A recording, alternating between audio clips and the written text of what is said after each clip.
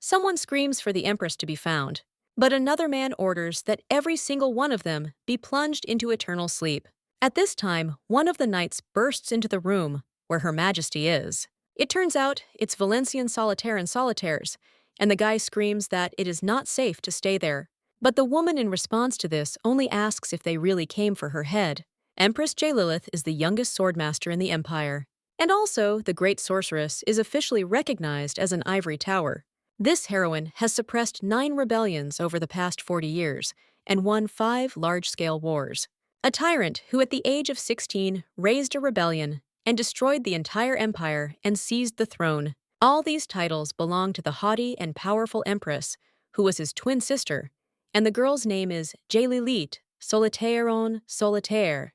The guy asks the lady what she's talking about, and she just asks why he doesn't run away, to which he replies that he has nowhere to run, because wherever Her Majesty's closest advisor goes, he will become a target for the rebels.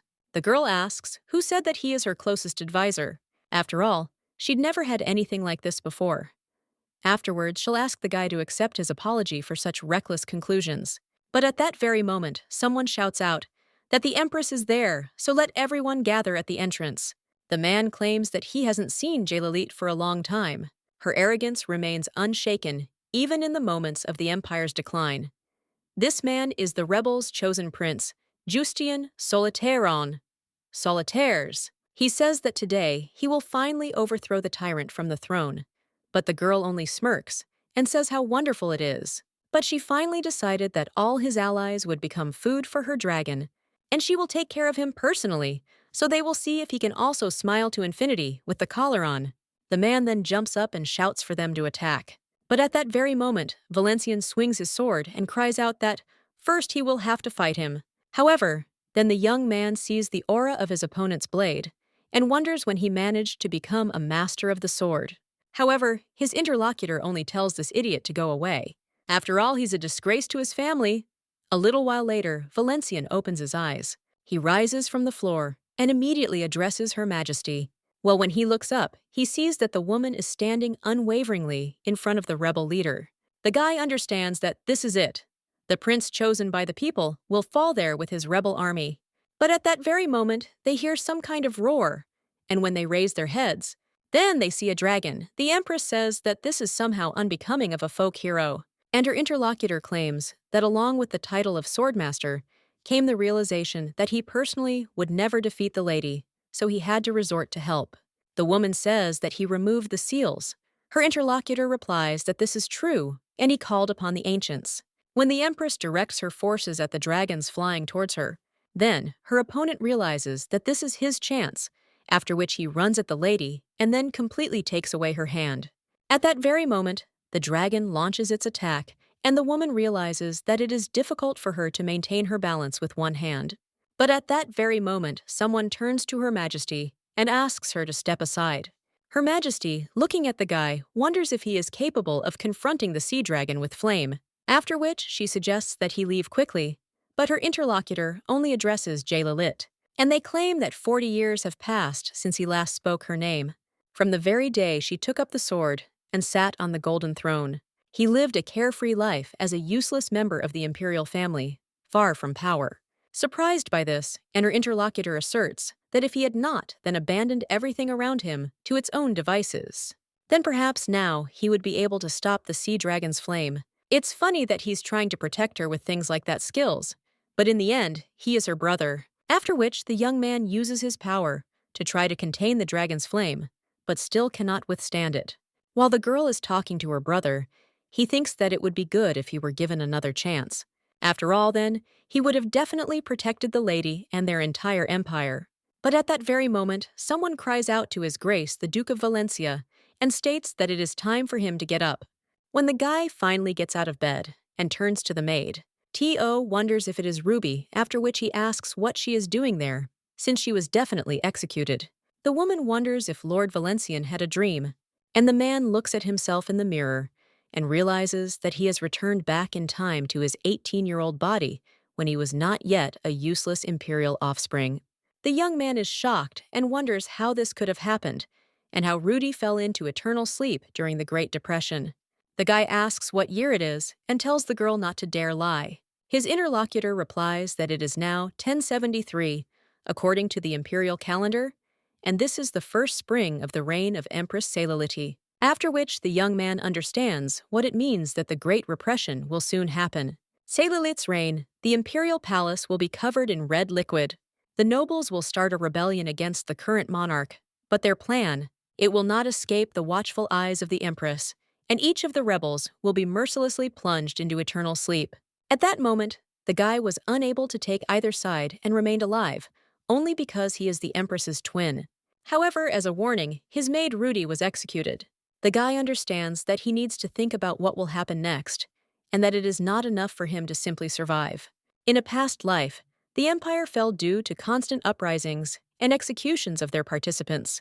The young man understands that he cannot interfere with the government because he must not forget that the empress took possession of the throne by plunging her relatives into eternal sleep. And he is her brother, and if he reveals his abilities and becomes a threat to her rights to the throne, she will not hesitate to plunge him into eternal sleep, so he must show that he does not seek power, and at the same time do everything possible to end the imperial tyranny. But then the young man thinks how to do this, and at that moment, the perfect idea comes to him. The guy vowed never to return to such a life, but there was no other way out. After which the young man realizes it's time to become a scoundrel again. The young man understands that his intuition is telling him so. The Great Repression will happen today, so there is no time to waste.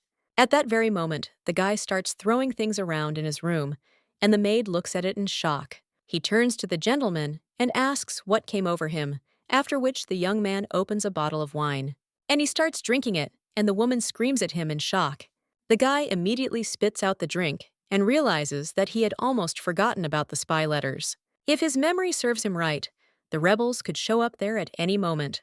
But when the young man opens the compartment with these letters, he wonders why there are so many of them. At the same moment, someone else comes to Duke Valesian and says that they urgently need to discuss something important. However, the man only sees the guy burning sheets of paper and screams what this means. The young man then turns to his dear half-brothers, after which he sits down on the sofa and, taking a bottle of wine in his hands, asks what brought them there. One of them screams out what kind of strong fumes this is, and why the guy decided to drink so suddenly. The man also wonders what it is and why he burned all their letters, after which he even asks if her knights have really been there. But the guy at the same moment screams at him to watch his language, because this lady is the empress. His interlocutor wonders if the young man has decided to back out, and the other asks if this is all because he is a blood relative of the empress, after which the man screams out what a scoundrel this guy is and orders the traitor to be put into eternal sleep. Well, at that very moment, who else comes into the room and screams for these rebels to be removed? The people in the main character's room are shocked and ask if these are really knights. But this is a platinum order. Valesian at this point picks up a bottle of wine, after which he hits one of the rebels and also shouts that they should never turn their backs to the enemy. The others watch this in shock and scream out what is happening. They also call the guy crazy, but the young man asks what the kittens are meowing about, after which he starts throwing things around the room and screams at them to attack if they dare. When the rebels run away, they scream for this crazy person to be calmed down. And at that very moment, one of the knights turns to His Grace, the Duke of Valencia, and asks him to stop. This man claims that he doesn't know what's going on, but it looks like he's not on their side, and that's the main thing. Dawn also states that the master should immediately return to the main palace, remains silent in response to this, and his interlocutor suggests that he be vigilant and strongly recommends learning magic or swordsmanship. But the Duke replies that he is not interested in such things, after which he suggests that they stop with the moralizing and bring him some tasty wine. The knight then orders the others to return, to which they agree. And the main character kicks one of the rebels and tells them to take this mediocrity with them. The knight says what a scoundrel this rebel is, and who knew that everything was so bad, after which they leave, and the young man remains in his room and sighs. He says that he was forced to do this because a little more, and a real catastrophe would have broken out. At this time, the maid turns to the master, and he remembers that Rudy is also there. The guy approaches the lady and asks if she is hurt, after which he apologizes. After which the young man smiles and thanks her, and also claims that he has no time to relax. The guy immediately claims that he urgently needs to get to the imperial wine cellar. The maid in shock asks if he has completely gone crazy, to which the guy replies that it is indeed a little reckless, but he has no choice, so he needs to end it before the Great Depression. A little while later, the young man is already going down into the cellar, and when he turns around, "T.O. think is there really no one there?" Well, it's so dark there that you can lose your eyes. At that very moment, someone attacks the guy, and the young man barely dodges. He understands that he has already completely forgotten about it, because there is an immortal hunting dog created by Jillith. The guy also wonders if he can use magic in this untrained body. The young man then creates an explosive flickering flame and directs it at the dog. He realizes that he has succeeded and then starts to run away. A little while later, he finds himself in front of the bars and wonders if anyone saw him use the spell. After all, it will come to an end if someone notices, after which the guy understands that it's time to start. Some object in her hands, as he thought everything is exactly the same as in his past life, not long before the Depression, when the Empress's ascension took place. The young princess's maid decided to take revenge for her captured mistress. She mixed poison into the wine that was supposed to reach the Empress, but things didn't go according to plan. The enraged Empress mercilessly sent the princess's dead body back to her parents. They in turn were filled with anger and hated the Empress with all their hearts. The only chance for peaceful coexistence with influential nobles was lost because of some kind of wine, after which the man turns to the maid and tells her not to do this, but to bring him regular wine. His interlocutor claims that she listens to only one person, and he sighed and said that it was a pity, after which the young man cries out to the guards and claims that there is an intruder in the wine cellar. The woman immediately replies that she will not give up so easily and attacks the guy. But the young man begins to conjure a sharp piercing flame and directs it at the woman, after which she falls to her knees, and the rest of the knights come running and shout at them not to move and not to resist. A little while later, the Empress looks at the maid and says that she is quite brave, because she not only broke into the wine cellar, but also intended to poison her. The princess at that very moment screams that it is all because of her, and this maid had been by her side since childhood. She did something stupid for her mistress' sake, so she begs them to have mercy. The Empress replies that she knows since one attempt at poisoning was unsuccessful, so let the second one be effective and invite all the rebels to drink wine. The woman also claims that the princess's family will not be punished, so she can sleep peacefully. She also heard that the princess was the daughter of a concubine, so why did she take such an active part in the rebellion? The blonde replies that her brother reached the rank of sword expert at the age of 25, and last year he rebelled against Her Majesty and was therefore executed. The woman replies that she remembers, and he was an excellent swordsman, and her interlocutor asks if any other reasons are needed. Jillith! He replies that no, and that is enough, after which he raises his hand. At that very moment, someone cries out to Her Majesty and reports that Valencian was also involved in the uprising. The young man mentally tells this creature to shut up and cries out to Her Majesty that this vile fox is slandering him. He also claims that the man talks a lot for the one who passed out from one blow to the head with a bottle, while his interlocutor asks what he is talking about and whether the guy has already forgotten how he swore that very day. Valencian. He replies that he swore in his mouth because his interlocutor is talking complete nonsense. Well, at that very moment, the Empress says that everyone should be quiet, and she will not repeat it twice, so they will continue what they started.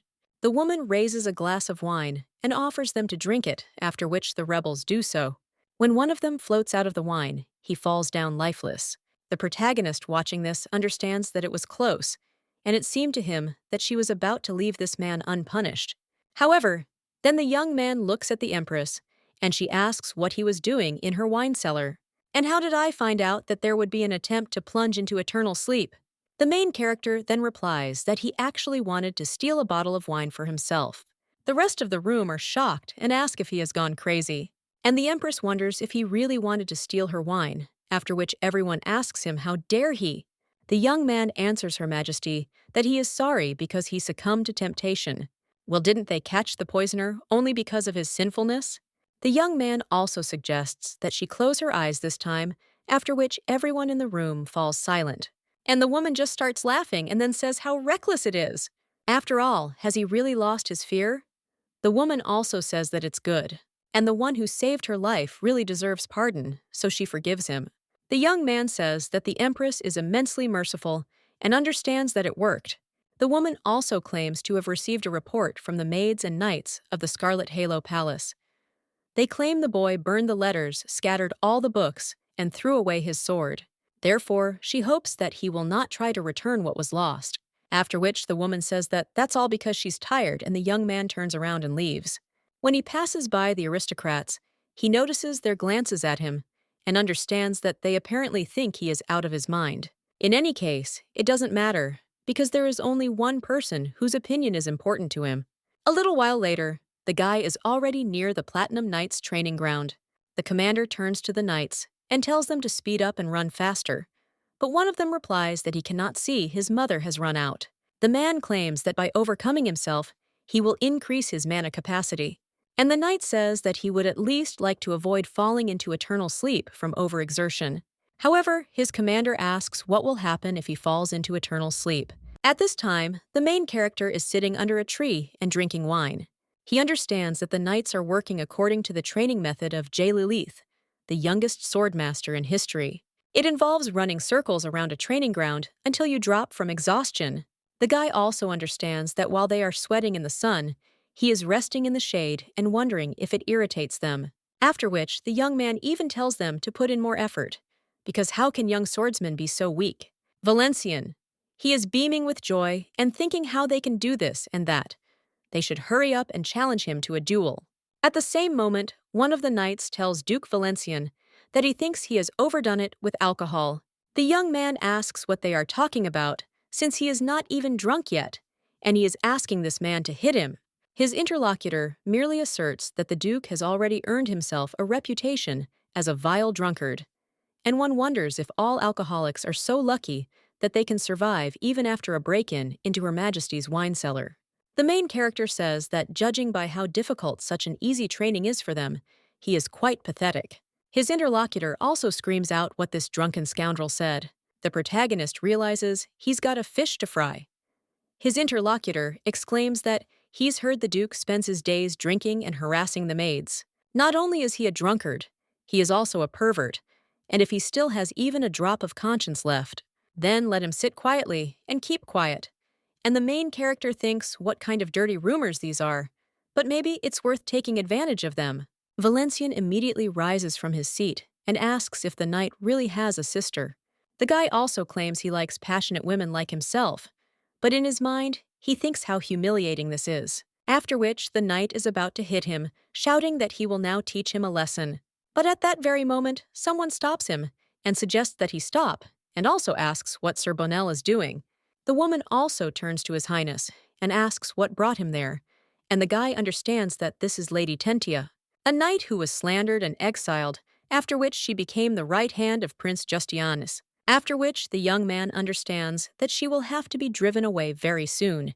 The woman at this time turns to His Grace, the Duke of Valencia, and the guy remembers his role. After which, he screams that this scoundrel insulted him and also called him an alcoholic and a pervert. The woman asks if he really just did that, and the young man understands that she is not even trying to hide her emotions. Bonnel screams that this guy was the first to insult his family, and he talks about his sister almost in tears. The protagonist wonders if he really does have a sister, and he's obviously really hurt this guy. But now, the young man is only interested in what he said, after which he invites him to stop evading and to fight him one-on-one in a private fight. But at the same moment, Lady Tentia asks his lordship whether it would not be better to organize an official duel. After all, it is not proper for a nobleman to act impulsively, and the guy says that if you think about it. But at that very moment, his opponent cried out that he agreed. Tentia turned to the Duke and said he had until Friday to prepare and practice. Therefore, she personally asks for his permission to train with a sword, after which the guy answers that it's fine and understands that the job is in the bag. Well, a little while later, when the day of the duel arrives, the main character thinks about what happened. Usually, only those of higher rank are present at a duel. But what worries him most is the question about what in the name of all that is holy is Cellar doing there.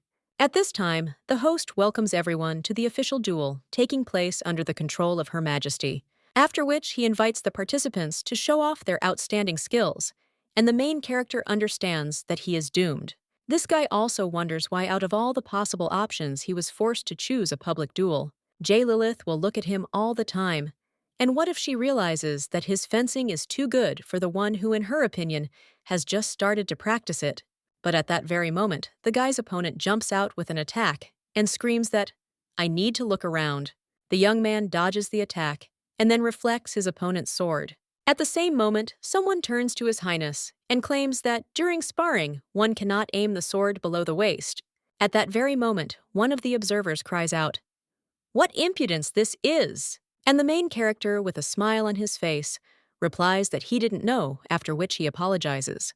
His interlocutor asks how he could not know, since these are the basics. Then the two cross their blades again, and the protagonist begins to shake. His opponent also holds the sword with shaking hands and says that His Highness is holding up well.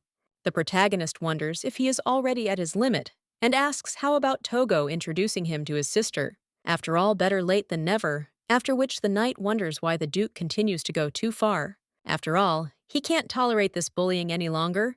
After which the knight uses level 1 of the Imperial fencing style, which is called the Fusion of Pain. The main character is shocked and wonders if this is really a fusion of pain, and the technique used. Mana instantly fills every part of the body, releasing incredible power. At the same moment, the protagonist's opponent deftly pushes him away. The young man understands that when using this technique, the body and magic are strengthened, and it is simply terrifying. At this point, his opponent only screams, and the guy understands that if he cannot parry this blow, he will definitely fall into eternal sleep. Therefore, Togo will have to try hard to stay alive when his interlocutor wants to attack the guy. Then he reflects the attack, and the knight asks what it is. The Empress is also a little surprised, after which the duel continues. The knight realizes that his opponent has suddenly become stronger, after which he even wonders if Duke Valencian just used Mano. And is it possible that he is practicing in secret from Her Majesty, and that he won't get away with it? One of the knights asks if it is true that he used magic, and the other replies that this cannot be true, because how can one use it without undergoing a training course? The main character understands that now he needs to see if he can get out of this situation unscathed, after which he cries out what they are whispering about, and whether they are really blaming him out of envy for something that did not happen. While the other knights say that this guy is just a careless idiot, the red-haired lady realizes that he moves definitely like a person who knows how to use mana. At this time, the young man claims that the knight did say that he would teach him a lesson, but which of them needs it more? His interlocutor exclaims, "What an arrogant madman this guy is!" And this time, he will definitely know shame, after which Valencian understands that nothing can be done. He immediately throws his weapon at his opponent and then uses a dirty trick, hitting the knight between the legs, after which he cries out in pain, smiles in response to this, and one of the observers says, "What impudence is this?" Valencian claims that it seems he has won. At this point, Tentia just sighs and realizes that she most likely just imagined it. One of the knights shouts to the guy that he was told not to aim below the waist. The young man replies that he was only talking about the sword. One of the knights cries out that this is practically spitting in the enemy's face, and this is such a vile act, but the main character asks if this is a shame for a nobleman who has never learned to wield a sword in his life. But at that very moment, the Empress says that it is enough, after which he turns to the Duke of Valencian and tells him to come over. The guy realizes that she has finally spoken, after which he approaches Her Majesty the Empress and greets her. The woman claims that she closely followed the duel, and the protagonist replies that he is deeply touched by her generosity, which the lady showed by patiently watching his insignificant actions. The guy also thinks about what the lady is thinking about, because he cannot understand what emotions are on her face. The woman at this time claims that members of the imperial family do not learn fencing. Accordingly, swordsmanship had always been something distant to him. He realized he was trying to use the most primitive movements possible. Could she have fallen for his deception? The woman at this time claims that he does have potential, and she also can't let such talent go to waste, after which the woman asks what he thinks about it, and also whether he wants to formally study fencing. The young man understands that he cannot believe it, since he received such an offer so easily, and the guy wonders if she really fell for it. Well, then he understands that this is definitely a test. Valencian wonders what benefit he will get from agreeing, since he hates sweating. His interlocutor claims that there is no need to jump to conclusions because she is sure that he will enjoy fencing. The young man immediately says that it is not necessary and thanks her, but claims that he would prefer to relax and enjoy life. The woman says that she still hates the thought that she is depriving her loved one, so tomorrow he will be visiting the training ground and training with the Platinum Knights. The guy at that very moment cries out to Her Majesty, begging her not to do this. Well, in his thoughts, he understands that everything worked, and now he can calmly show off his sword skills. A little while later, he is already on the training ground. The guy realizes that there is lush greenery there, and also the singing of birds. And he's wearing training armor and uniform, even though it's summer. The training armor itself weighs 35 kilos, and the uniform an additional 20. The young man at that very moment cries out to His Majesty, asking why she sent him there. Tentia. He tells the guy to move, because even if there was a 5-year-old child there, he would have overtaken him. The young man understands that this was an excellent opportunity for them to master the imperial fencing techniques developed by Jillith. But when he is engaged in hellish training, he realizes that he has completely forgotten that swordsmanship training begins with physical training. A little while later, the young man was already lying on the ground, exhausted.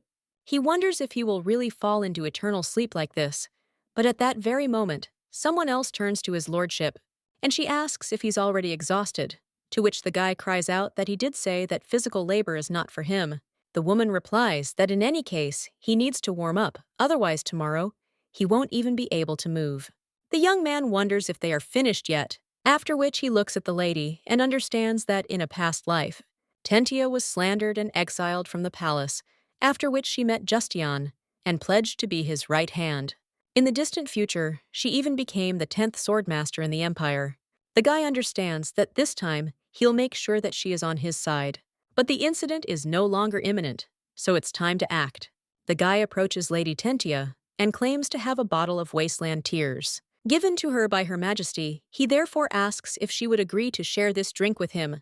The woman asks if he is talking about the tears of the wasteland, and that this is the very wine that cannot be bought for any money. Her interlocutor replies that this is exactly it, because it is sweet like time and fragrant like youth, and also has a taste unimaginable for those who have not tried it. Valencian. He says that it is his job to propose, but the woman turns to his lordship, and she says that now she will just quickly wash off the sweat and immediately return. The main character replies that it's good and understands that it worked. A little while later, they are already in the palace of the Scarlet Halo. The day has finally come when she will taste the tears of the wasteland, after which she knocks on the Duke's door and apologizes for the delay.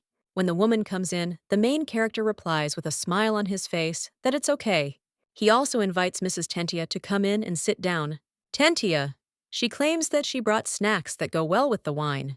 The young man claims that she is so thoughtful. The woman then asks if he always uses candles, and if this table looks a little strange, to which he replies that lately his eyes have been hurting from the bright light.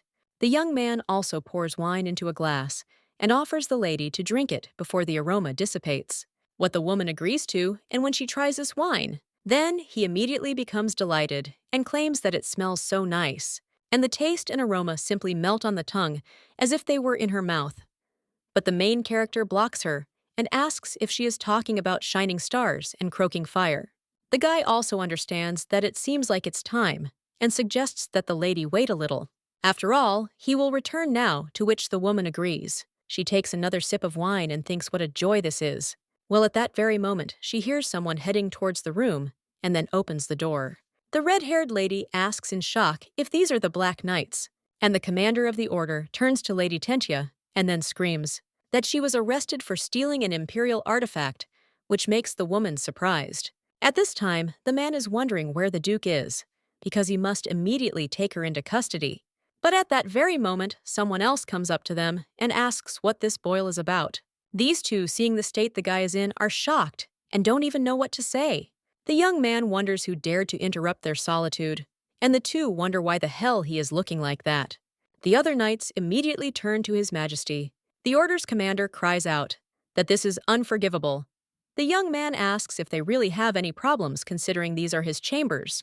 Well, at that very moment, the commander of the order remembers something and claims that there are more important things to do now.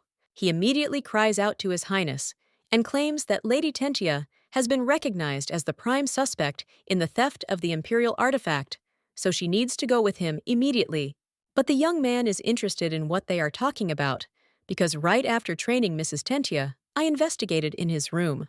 The guy also asks if they don't understand that she didn't have time to steal, much less hide the artifact, but his interlocutor replies that this is not true. He also claims that the palace is huge, and the thief could have handed over the stolen artifact to a middleman. The Duke says that in this case, he recommends that they go as soon as possible to search for the one who now has the artifact, instead of chasing after Mrs. Tentia, who has nothing. The guy also claims that Her Majesty must be furious now, least someone as soon as possible. Well, he also claims that they are all knights, so why suspect your own people? Valencian. He claims that there is no need to act rashly, after which his interlocutor sighs. He also says that the gentleman's words are not without common sense, and he did not present himself in the best light, to which the guy replies that this is true. The commander of the order at this time claims that it seems that the rumors about the Duke's shamelessness are false, because he is quite perceptive. At this time, the young man understands that this is already a problem, because he is too fixated on protecting Tentia, after which he asks if they still need anything there, and approaching the knight, he whispers that he not only spoiled the atmosphere, but also made a lot of noise. He asks what he is talking about, and his interlocutor asks if he can even imagine how difficult it was to be alone with Countess Tentia. The commander of the order asks what the Duke is talking about, but when he looks at the appearance of his interlocutor, and also at the table with wine and candles, then he immediately understands everything and whispers to the Duke that this is what he meant when he spoke about solitude. The protagonist smiles in response to this, causing the knight to move away in disgust. He also tells His Highness that he understands everything. The man also turns to Mrs. Tentia and tells her to be so kind and not change her place of residence for now, to which she agrees. The commander at this time asserts that he is deviating from this and asks for forgiveness for having intruded so unceremoniously, to which the main character says yes, and that they should hurry. When they leave, the young man realizes that he can finally relax. But at the same moment, someone else addresses the guy, and when he turns around, he realizes that it is Tentia. The woman claims that she could not even imagine that it was a gentleman, but the young man asks what she is talking about and wonders what the lady means. The lady at this time says that he was waiting for his partner, and she should have guessed earlier, after which she even asserts that she will hurry to leave him and thanks the Duke for the evening, after which she even wishes him a good time. But when the guy tries to stop her, then the lady just runs away, after which the young man thinks that, anyway, it doesn't matter. The next day, the guy is already heading down the corridor, and a little while later, he sees Rudy. The guy greets her, and the lady says that Mr. Valencian has returned. The young man asks what kind of flowers these are, and his interlocutor replies that she picked them near the main palace this morning. She also asks if they are really beautiful, and Valencian asks why she went to the main palace, to which the girl replies that her friend works there, and he asked her to help send a package out of town. The lady also says that it seems that the gentleman is also in a good mood today, and frankly, he has looked depressed lately. The guy replies that he managed to save a man from undeserved exile. The end yet. But it doesn't matter, because one way or another, it is not up to him to look for the real culprit. The maid replies that she doesn't know what it's about, but she's happy for the master. After which, her interlocutor asks if the girl has heard anything about the disappearance of an artifact in the palace, to which the maid replies that yes, he suddenly told her about it. They say that the tip of the giant Ulgrim has disappeared. The boy thinks about this tip and realizes that a giant named Ulgrim wanted to see the whole world. He traveled and drew maps of the lands he visited. Ulgrim enchanted the tip of the pen so that it could draw a map of the past path on its own. One day, the cave where Ulgrim was staying collapsed, and only the iron tip of the pen survived. He still keeps ancient magic within himself, after which the guy says that the tip of Ulgrim must have disappeared. In the main palace, there are no other family members besides the Empress, so the butlers and maids fall under suspicion. He thinks that one of the servants took him to, which the maid replies that she agrees.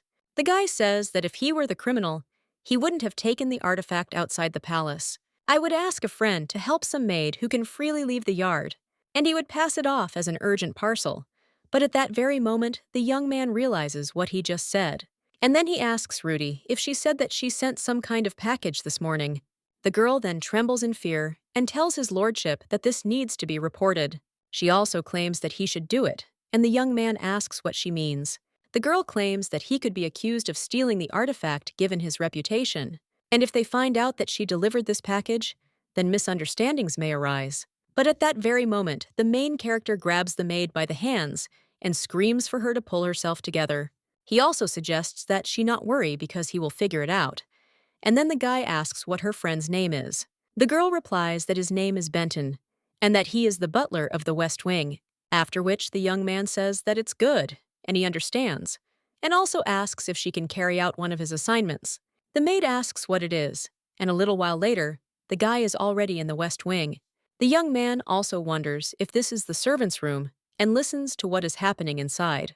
One of the servants asks what they should do now, and the other replies that he doesn't know, because what kind of reckless idiot would you have to be to comprehend the artifact? His interlocutor also claims that it was possible to steal something insignificant like him. But now they will all be plunged into eternal sleep because of one idiot, so he wonders who did it. The protagonist sighs and realizes that these thieves are too talkative, after which he immediately opens the door and enters the room.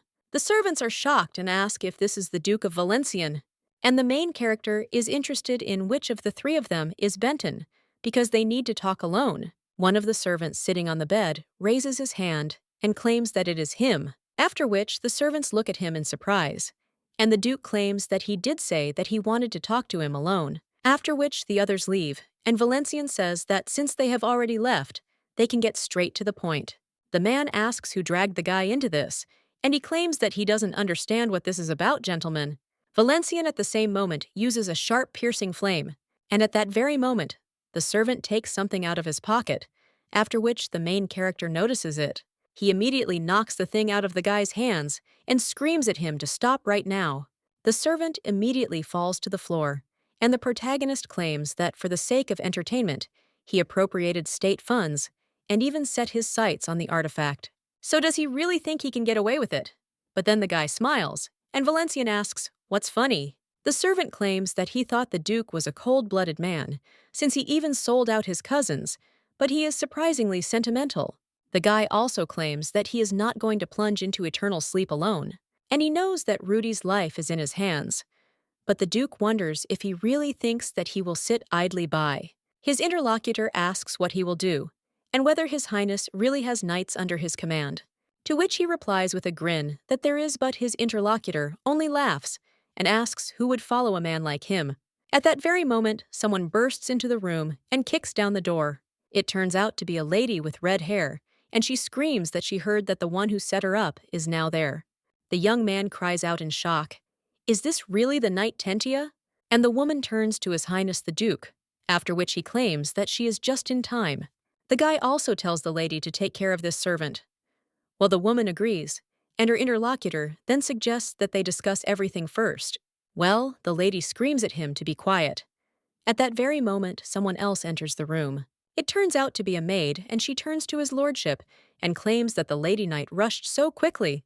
The girl also addresses the gentleman and claims she's so sorry because she caused him trouble, unaware of what a scoundrel he is. Her interlocutor replies that she's not to blame, as the world is full of deception. This servant was originally going to use it, so there is no point in worrying. Rudy then turns to the gentleman and claims that she thought they were friends, which is why it hurts her so much. At this time, the guy looks out the window and sees that there are black knights there. He also turns to Rudy and claims that it is time for her to leave, to which the girl agrees. Valencian also turns to Mrs. Tentia and says that this is enough. But the woman cries out that under no circumstances will she make this guy fully regret what he did. However, the main character grabs her hand and cries out that there are more important things to do now. After all, it's all over if the Black Knights catch them, so they need to find the artifact as quickly as possible. The young man also understands that there is only one place where he can make a dubious deal with stolen goods. A little while later, they are already near this place, and the young man opens the door. The red-haired lady immediately smells the stench of stagnant water and asks his lordship where they are going. The guy smiles after this and asks what she thinks, after which he welcomes her into the Imperial underground waterways. The woman claims that this is the first time she has heard of them, after which she asks where this path leads to, which the guy replies that it leads straight to the slums. From there, they will be able to get to a place where trade in all sorts of dubious and unsafe contraband converges. To which his interlocutor replies that it is clear, but asks how he knows about underground waterways, since she doubts that the Duke has ever been outside the palace walls. The guys answer that she doesn't need to know this. And by the way, he's interested in whether the lady really hasn't heard anything about them at all. Underground waterways are hidden from prying eyes and cover the entire capital. This is why they are convenient to use for the illegal transportation of magical tools and artifacts. And this is the shortest route from the palace to the casino, after which the woman screams to His Highness, "What kind of obscenity is this?" The girl understands that there is nothing suspicious about this, and the guy is simply a wealthy person. The young man watches her reaction at this time, then turns around and sighs. The guy also wonders if she's let her guard down. A little while later, the woman is already wondering how much longer she has to go. This place is like a labyrinth, and it is difficult to navigate there. But at that moment, the young man turns the corner and claims that they have arrived. The lady sees a staircase in front of her, and then wonders what kind of place this is. Valencian. He claims that he will go first, and the lady will wait there until he calls and agrees to something. After which, the guy starts to climb up and hears someone talking there, and also understands, judging by the voices, there are about 3 people there. After which, the young man climbs into this room and closes the door behind him. The people who were there looked at him in shock and screamed, "Who the hell is he?" Valencian takes out his sword, and the guys scream at him, saying how ugly he is, and run at him with daggers. But the main character deftly cuts them down and then points the blade of his sword at the last one. And he also wonders if they are still interested in his personality. The man immediately falls to his knees and screams, begging him to spare him, because he will do anything. Valencian. He claims that they should have received a parcel about 3 days ago, about the size of 2 palms, and he asks if he has seen one like that. To which the man replies that yes, and it was in light brown packaging, but their boss personally came to pick it up. The Duke then asks where their boss is. Now his interlocutor replies that he is in the slums, because they have a shelter there. After this, the guy says how interesting it is, and a little while later, he is already heading to the slums. He and the lady with red hair follow this man. As the woman moves on, she steps in mud. She also addresses his lordship and tells him to be careful. The road's condition leaves much to be desired. Looking around, the guy realizes things are even worse than he thought. So we'll have to figure this out. At that moment, someone bumps into the guy they were following, and she also screams at him to watch where he's going, and the man immediately asks for forgiveness. Valencian tells him to be more careful, after which he agrees with the master and asks him to forgive him. A little while later, he already says that they are there, and the lady with red hair says that finally. The man who was seeing them off says that he will go then, but at that very moment, Valencian grabs him, and he says what a small parasite he is because he set up an ambush in the shelter. The main character also wonders if the guy who pushed him was from his gang, after which the main character turns to the knight Tentia, and the woman replies that it will be done. The man sitting on the ground screams that he made a mistake and begs the master for mercy. But Tentia cleverly deals with him. Valencian understands that these are vile people, but then he takes his sword out of its sheath and also realizes that he has to thank them since they decided to play into his hands. At this time, one of the people in ambush looks out through the crack in the door, but at that very moment, he is pierced by a sword.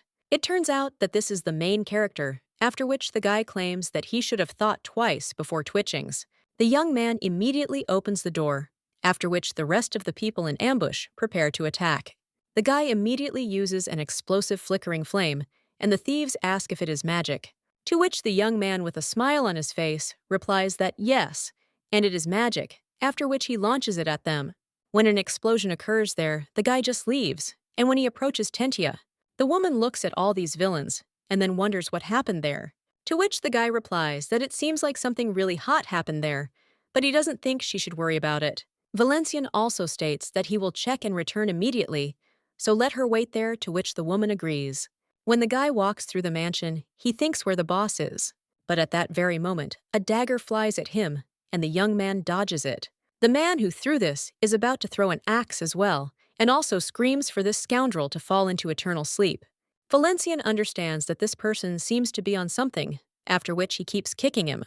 The man then falls, and Valencian finishes him off, after which he looks at one of the doors and realizes that the boss must be there. The guy immediately kicks down the door and then screams, "Is it really all this man can do to hide like a thief rat?" Valencian examines the room and then sees one of the thieves guarding the closet and realizes that it looks like the thing he needs is there. This man claims that a man with such abilities came there, after which he asks what gang he is from. But the guy just suggests that they stop chatting and shut up and wait. The young man understands that there is no point in holding back because the time has come to show himself at full strength, after which he uses level 1 of Imperial Fencing and deftly cuts down his enemies. The young man also notices that his mana is being used up faster than he thought, and that it was unwise to use that technique in this young body. After which the guy looks at the man who is standing near the closet and shaking. Valencian asks why he doesn't run away, and the man replies that even a fool would understand that there is no escaping such a swordsman. The main character says yes, and let him open his eyes, because the Duke of Valencian is in front of him. The man immediately falls to his knees and asks His Highness the noble Duke what brought him to such a humble place. The young man replies that a parcel was supposed to arrive there, which he wants to return, after which the guy goes to the closet and asks if she is there. But at that very moment, the man grabs an axe, and he screams out something, after which the main character turns around and stabs him. The thief, with the last of his strength, grabs the Duke by the leg, and then asks him not to open the door. The young man thinks what could be there, but when he opens the closet, then he sees a person there and wonders if this is the boss's daughter. The young man realizes that she saw something she shouldn't have, after which he throws her a bag of money and offers to take it. The guy claims that this will be enough for at least one time, after which the girl takes him. She comes out of the closet and thanks him for his mercy. The young man understands that after what happened, the light in her eyes did not go out. He also claims that the Order of the Black Knights will arrive there soon, so she should run quickly before she gets caught. The girl thanks His Excellency for his help, and the young man replies that he has no idea what she is talking about since he had no plans to help her. The lady states that she will take this into account, and it would be impolite on her part to jump to conclusions about His Highness's intentions, after which the girl says that she will go, and the guy just screams for her to disappear already. The young man watching the lady leave understands that despite her submissiveness, she cannot be called stupid, and perhaps they will meet again. But then the guy realizes that he needs to return to the purpose of the visit. He takes one of the paintings off the wall, and then sees a safe behind it, and thinks how expected this is. The guy takes the key from the robber's pocket, then opens the safe and takes one of the boxes. He opens it and wonders what it is, but then realizes that it is low-grade medicine. The young man also wonders if these are the substances that are now walking around the slums, after which he begins to rummage further and realizes that the required parcel must definitely be somewhere there. Then the guy finally finds it and realizes that it definitely has Rudy's signature on it. The young man also understands that he needs to destroy all evidence and burns everything that was included with the package. At that moment, Tentia runs into the room and worriedly asks His Highness if he is injured. The woman claims that a girl came out, which made it clear that something had happened. The guy then says he's glad to see Countess Tentia again. The woman sees the artifact in His Highness's hands and says that he found it. The young man replies that it goes without saying and wonders how it could be otherwise. But when he looks at the expression on his interlocutor's face, he says that she doesn't know how to lie. Valencian also tells her to report what happened and that in the end everything worked out thanks to her. The woman asks, "What do you mean? He was the one who found the arrowhead, so how can it be her fault?" At this time, the young man asks if it is true that he can report this and receive a reward. But he will receive money for the entertainment, after which the woman snatches this artifact. And she thanks his lordship and also states that she will immediately report what happened. The guy understands that in front of him is a knight who will one day become a master of the sword, and that her mere presence as the Empress will be enough to support the Empire. A little while later, the young man is already heading down the corridor, after which he goes into one of the rooms and thinks why the Empress called him. The guy looking around realizes that this room resembles a greenhouse. At the same moment, the woman turns to Valencian and says that he has arrived. She also claims to have been waiting for him. The young man immediately bows and asserts that he bows his head before Her Majesty the Empress. Cellar claims that Knight Tentia reported to her what happened, and according to her, he made an invaluable contribution. After this, the young man asks if this is true and thinks how damned these knights are. But the woman should have simply taken and appropriated all the laurels for herself. Valencian claims that Lady Tentia is not lacking in modesty. The Empress replies that she does not think so, after which she turns to the Grand Duke of Valencia, and the young man understands that he is finished because this time it is definitely a death sentence. The guy immediately falls to his knees and cries out to Her Majesty, asking her to have mercy on him.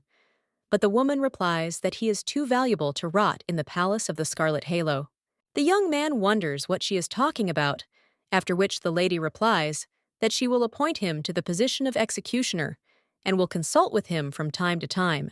The protagonist asks if he will really be the executioner and wonders if she is doing this so that she can keep an eye on him from a close distance. The Empress asks if he remembers his 5 half-brothers who wanted to put her into eternal sleep, for which they paid with their own lives. But he, on the contrary, wanted to save her when he caught the maid who intended to poison her, to which the guy replies that yes. The woman replies that when she looked through the materials of the investigation into the brothers' case, she realized that they were all hypocrites. But he was always sincere, and only her brother did not try to put her into eternal sleep. Surprised by this, and the woman replies that she understood this. She felt relieved. Valencian understands that this is true because Jillith was only 17 then. At that age, it was more than necessary for her to have the support of a relative, after which the young man thanks Her Majesty and asserts that he is approximately grateful for the generous opportunity provided to take the post of executioner and will do everything possible to live up to her expectations. The woman replies that if he works poorly, his head will roll off his shoulders, to which he agrees, and a little while later, the guy is already getting ready to go somewhere. The maid tells the master that she is very sorry because he had to go to such a place because of her, and she can't forgive herself for it. The Duke tells her not to worry because all's well that ends well, and he became an executioner thanks to her. After this, the maid turns to the gentleman with emotion, but still asks where he is going at night. The guy replies that he's going to catch the magician. A short time later, he arrives at the Casino of Hope. The young man understands that this is it, after which he puts on a mask and thinks that it's time to get down to business. A little while later, he already goes inside, but at that very moment, someone else addresses him, and he tells the kindest man that entry with weapons is prohibited. The woman also bows and greets the Grand Duke. The young man claims he thought it was customary to keep the identities of guests confidential, to which she replies that there are always exceptions to the rules, and the man asks how she recognized him. The woman claims that by his dazzling silver hair and golden eyes visible from under the mask, no matter how he hides himself, anyone will recognize by the appearance bestowed by the royal red liquid that he belongs to the genus Solitaris. The main character understands that this woman is smart and also insightful, after which the guys claim that he is looking for one person. The lady says that she is listening to him, and the guy replies that he is looking for someone famous, and he thinks that she has heard about him, but she's familiar with the nickname the Nightmare of Riches. The woman screams that the entire nearby casino is on the brink of bankruptcy because of her, and it's all true after all she got to their casino. The main character says to be taken to this lady, and he will take care of everything. Then the woman claims that she will immediately take him to the VIP lounge. The woman is in the VIP room at this time and claims that she is betting everything, after which the casino worker tells the lady to open her cards, and she hands over the joker. After which the worker says that the victory is hers, and the woman smiles and takes all the chips for herself. At the same moment, the main character approaches his sister. Sariraz greets her. The woman asks if it is Valencian, and the guy replies that it is as expected. She recognized him even under the mask, but the woman was only interested in what brought him there. He forbade her to practice magic, get an education, and learn fencing, so let him just not say that he will take away gambling too. However, the main character tells his sister not to jump to conclusions, because he just wanted to see her. And besides, they are in the same boat, and he too cannot engage in magic study and fencing. The lady then asks if he should give up everything just because of his origin, but he replies that he doesn't think so. However, he also turns to his sister and claims that the substances are too much. The woman asks what he is talking about, and the man claims that recently there has been a widespread distribution of substances in the slums. He also wonders if she really wants to say that it wasn't her doing. The guy also claims that there is a fairly well-known rumor about a magician who has lost his magic, who was addicted to gambling and alcohol, so he took up substances. Valencian. He claims that he has a proposal, and the woman asks what it is, after which the guy claims that her loyalty is needed, and let the lady swear allegiance to Her Majesty the Empress. The young man understands that he must convince her, otherwise she will do it again. Will side with Justin just like in his past life. At this time, the woman talks about devotion and wonders if this is really his proposal. At this time, the young man shows the casino worker that she should leave and then suggests that the lady give up drugs and stop betting and come back. Her Majesty will have mercy on her, and she can forgive everything except treason. After this, the woman talks about treason, and the guy understands that his sister is a genius magician, but she has no equipment or magical tools, but he has a sword, and that's already something. At this time, the girl asks what if she refuses, and the guy understands that she uses sparkling magic without a tool and without saying spells. You have been yours for 20 years. The young man at that very moment screams for his sister. I waited and calmed down. Well, the woman replies that she can swear to anything but fidelity. After this, the young man understands that things are bad, because he is not in an advantageous position, but still. The boy draws his sword from its sheath. The Empress is in her office at this time, of Valencian into eternal sleep. The woman replies that if it turns out that he has ulterior motives, then he won't have to choose. But the girl also claims that she is not one of those, and her interlocutor is interested in whether the Duke is recommending a member of the imperial family to her. And also, will she trust the one who enjoys his favor? After which the woman asks what he means, and does he really dare to think that he will palm off a relative on her, and this will never happen? After which the girl says that this is for sure, and he will never do that. At this time, the young man looks at his opponent and understands that, in the future, she will become a great magician, so he is obliged to bring her to Jillith. His sister at this time claims that it seems that the Empress took a fancy to him for some reason, and that it was she who sent him. After which the woman also says that she can guess, and that she probably sent the guy to eliminate her. But before the main character can answer, the woman screams at him to stop because they have nothing else to talk about. After which she completely releases her magic, and the young man dodging realizes that she is truly strong. Therefore, you need to be on your guard. And there is only one way to resist a lightning mage with a sword. After which the guy uses level 1 Imperial Fencing, but realizes that this is not enough. The young man also understands that he needs more power, and his sister claims that the meeting was short-lived, but she was glad to see him. After which the lady directs her magic at him, and the guy understands that he will succeed, after which he reflects her spell. The woman, shocked, asks if he has really become a sword master. The young man cries out that only by being one can he influence his sister's fate. The girl then uses another spell and places stone chains on her brother. The guy understands what it means that she used earth magic, and the girl freely controls 2 elements at this age. And even the shadow spear is subject to her control, after which the lady coughs up red liquid, and then falls completely. Valencian, she understands that she too has her limits, although using magic without a staff is already admirable. The young man begins to use a sharp, piercing flame, after which he breaks free from her chains. The woman watches this in shock, and then asks what kind of nonsense this is, and where he learned to do this. But the guy asks how she can handle this, and it answers something pretty well. From the looks of it, you'd think he'd been training in mana control for over 40 years. Valencian. He realizes that she hit the nail on the head, after which he asks if she is now ready to listen to him, to which the woman replies that she does not, and beginning to cast another spell, asserts that she does not obey anyone. The guy dodges this spell and then asks his sister to listen because he came to save her. The girl replies that she doesn't need it, and can't he just leave her alone? The young man immediately screams that no, because if everything continues like this, the guys from the casino will try to eliminate her. His interlocutor shocked asks what he's talking about, and the guy asks if she won a lot of chips and doesn't exchange them often. The woman replies that yes, and she has a bunch of others besides these, but she wonders if this is really so bad. Her interlocutor replies that of course it's bad, because the casino will go bankrupt, when out of the blue she demands to exchange all those chips. For them, she is like a time bomb.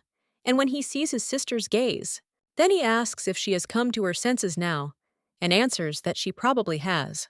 But at that very moment, someone cries out to his lordship and claims that he needs to leave immediately because thugs from another casino have arrived. At this time, the guy is wondering if they really have already placed the thugs so quickly, and the woman screams at him to run away quickly because there are at least 100 of them there.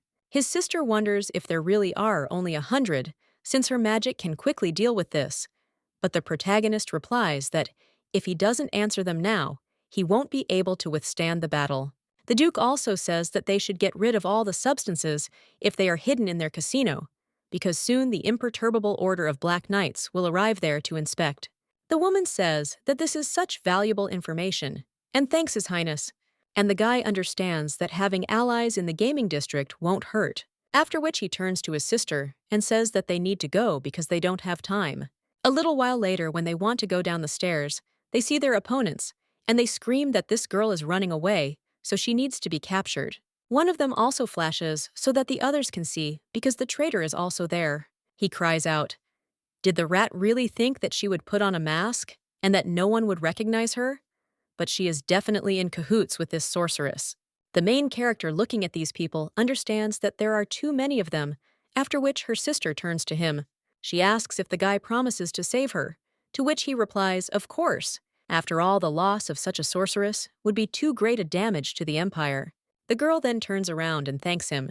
She also claims that if she uses filled mana, she will definitely have a hard time. But there is no other way out, and the young man understands what this spell formula is, after which he tells the sister to wait. The woman tells him not to worry, because she is taking responsibility for herself, after which she begins to cast a spell, and all the guys scream that she is calling on magic, after which they run away. The protagonist realizes that it is too late, after which the girl finishes her spell and directs it at the enemies. The casino worker watches this in shock when one of the lightning bolts almost hits her. The main character reflects it, but he can barely withstand the pressure and understands that this is an unimaginable power. A little while later, the guy looks at the destroyed casino and realizes that this is serious damage, after which his sister falls unconscious. The young man immediately runs to his sister and asks if she's okay. And the woman turns to Valencian and asks if he will really vouch for her and whether he will allow her to lead the life of a magician. The guy then replies that, of course, and claims that she can count on him, after which the lady notes that it's good. She also says that this is what it means to be mortal. A short time later, the young man stands before the Empress. The woman places the papers on the table and then claims that she has carefully read the Duke of Valencien's report. She also wonders if this means he wants to recommend a talented magician to her. The young man replies that everything is so, because he is sure that this lady will not disappoint Her Majesty.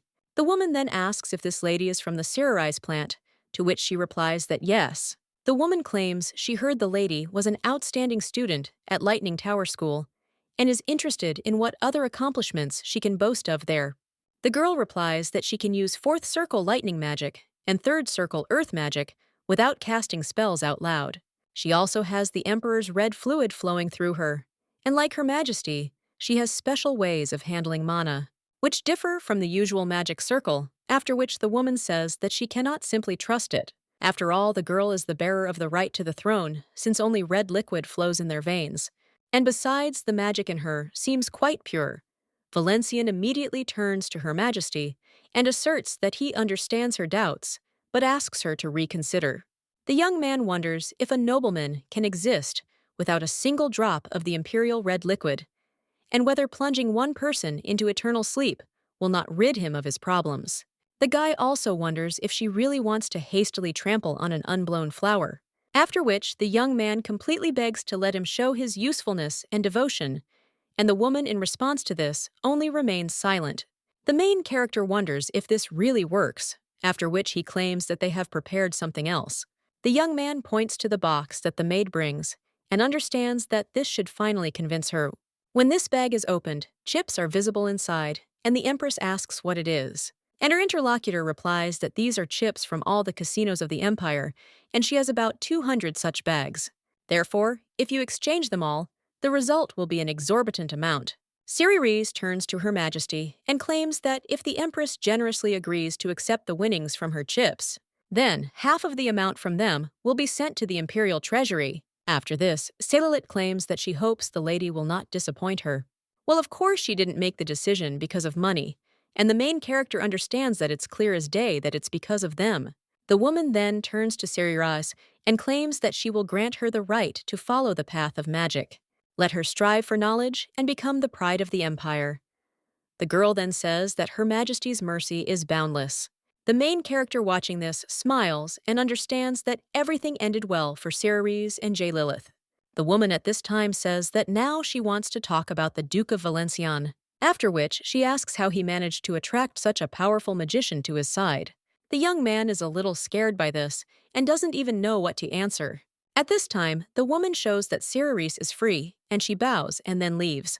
At this time, the Empress once again turns to the Duke and asserts that she is interested in him. After all, a sorceress of such a level intended to hide, and he took her there, and clearly without force. The main character understands that he needs to calm down, because the lady is just interested, after which he claims that he came to the casino to play and met Ciri there, who was in despair and yearned for magic, and he also thinks that the lady went with him because of the hope he gave her to return to the study of magic. The Empress, at this time, claims that she does not understand how the girl trusted a man with such a terrible reputation. The main character smiles after this and claims that although his reputation is not the best, but Her Majesty spared his life, Ceres trusted her more than him. The woman then claims that he knows how to win people over to his side. She also claims that in 4 days, Marquis Flanthius will visit there with his wife. He expressed a desire to shelter one of her cousins in Valenciennes, and wonders if that moment has already come. The Marquis was such a nobleman that in terms of power, he could be compared to the ruler of the state. The emperor's concubine, and she fell into eternal sleep during childbirth, giving birth to a son named Aquinas. Flanthius, overcome with grief, decided to establish this child. One day while returning home, the Marquis's family was ambushed by thugs. The Marquis and Aquinas were plunged into eternal sleep on the spot, and in a fit of anger, Flanthius blamed the imperial family for all the troubles and raised a rebellion. This marked the beginning of a civil war in the empire that lasted for quite a long time, after which the guy thinks about how to prevent it and claims that he will take care of it. Flanthius's journey will be quiet and safe. The Empress replies that this is excellent, and this is the answer she was counting on, after which the woman turns to the service, and he claims that from today on, Lady Tentia will serve the Duke as his personal knight.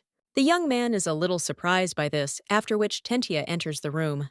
The woman immediately bows and states that she has been honored to become a knight, accompanying his lordship. The protagonist realizes that it seems the girl has attracted the attention of Her Majesty, after which he smiles at her and realizes that he is glad that he now has his own knight. The guy immediately bows before Her Majesty and thanks her, and also affirms that using the power entrusted to him, he will continue to work tirelessly. The woman replies that this is wonderful and states that she looks forward to his further success. And also, to be honest, he always finds a way to surprise her so that she will continue to watch, and she is sure that he will not disappoint her. The protagonist replies that yes, and a little while later, someone bows before the Duke, and he also screams, asking to save his child. It turns out to be Duke Aquinas. The guy asks if he is really talking about this child, and his interlocutor replies that everything is correct, and this is his unregistered child. The Duke at this time wonders if he really has an unregistered child, at a time when even adoption brings risks, and nothing happens without a hitch. The young man then cries out that the imperial red liquid is being watched so closely that the birth of an illegitimate child could be considered treason, and the parents in such a case would face execution along with their child. Told again that his position is now also in jeopardy, Tentia asks him to calm down, after which the man thanks her, and the Duke only asks her to save his child, and he will raise him quietly. Valenciennes wonders what guarantees there are that the child won't one day rebel.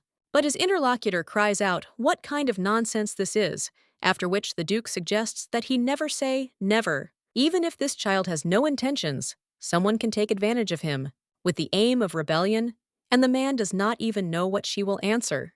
Valencian claims that he will follow the law and suppress the beginnings of rebellion.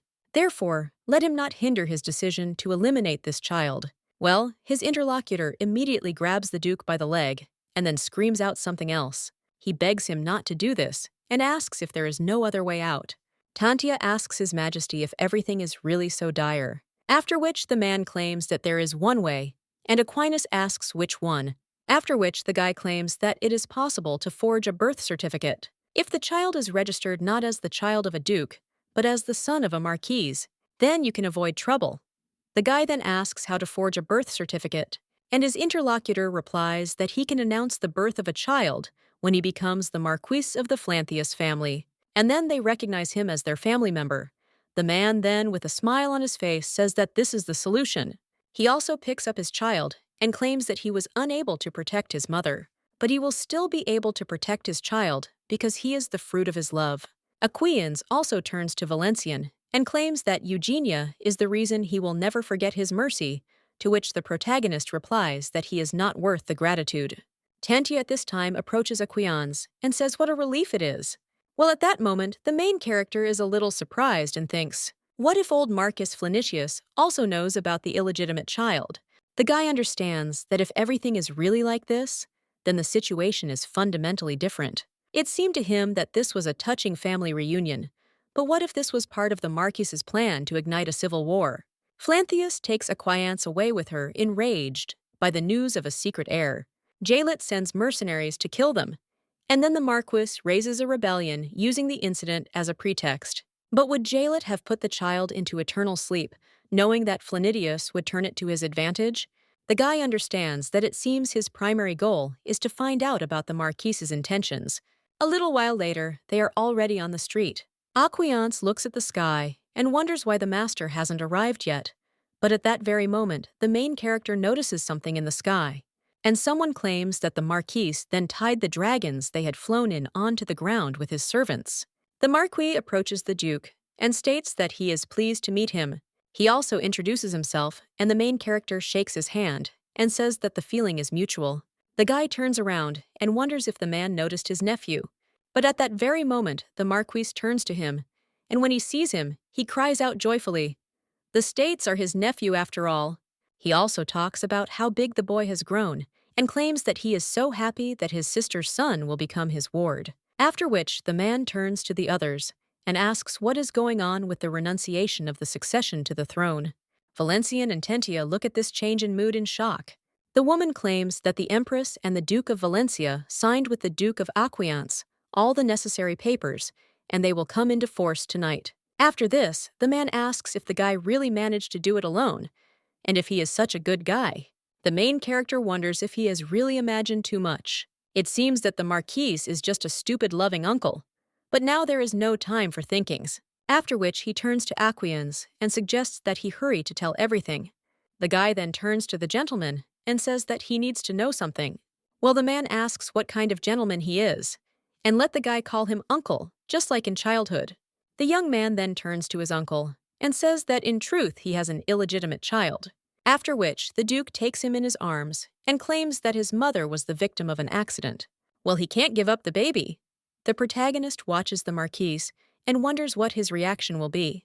The man then touches the child and says that he can't even believe it, claims with tears in his eyes that their family is growing bigger and bigger, and this even brought tears to his eyes.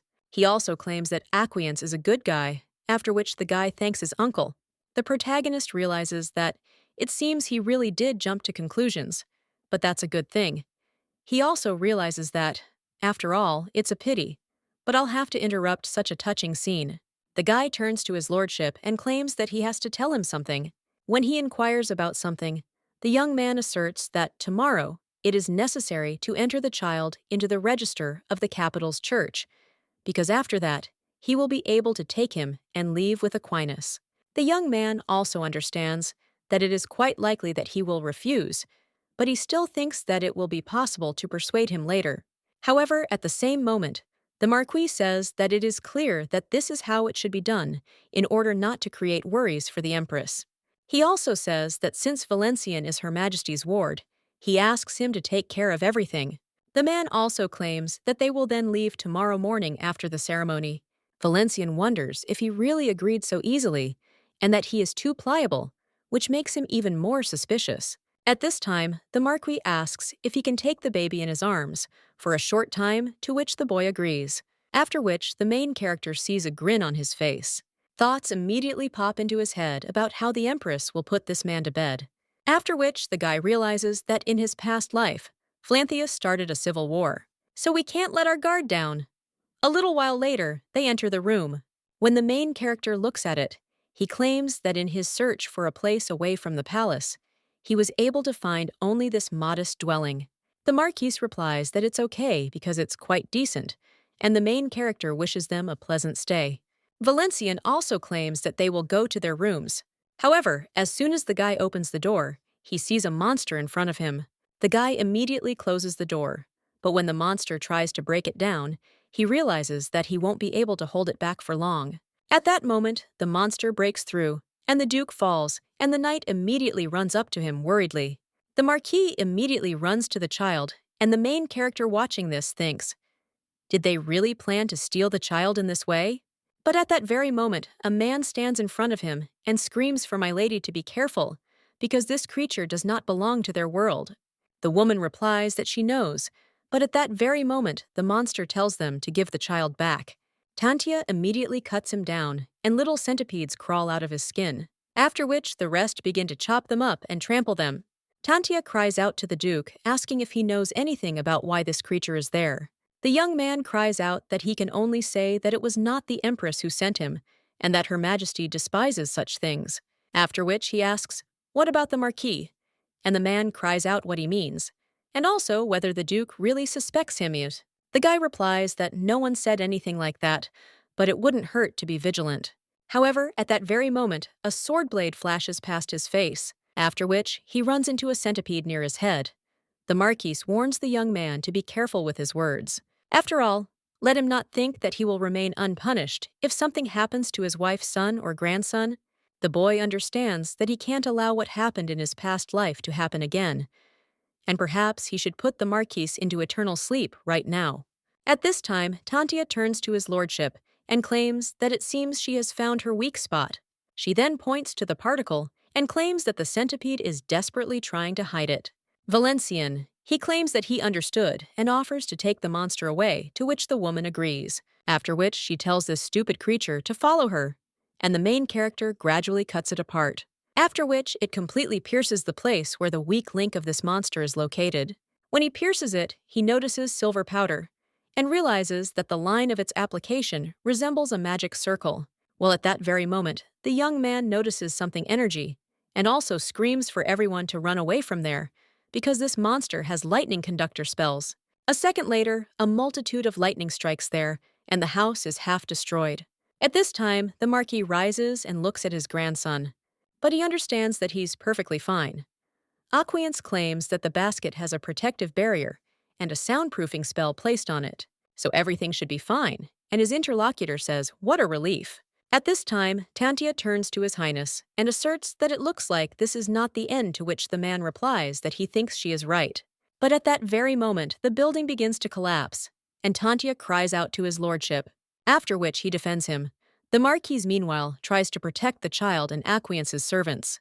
When the main character looks at a pile of stones, he understands that the further into the forest, the more firewood there is.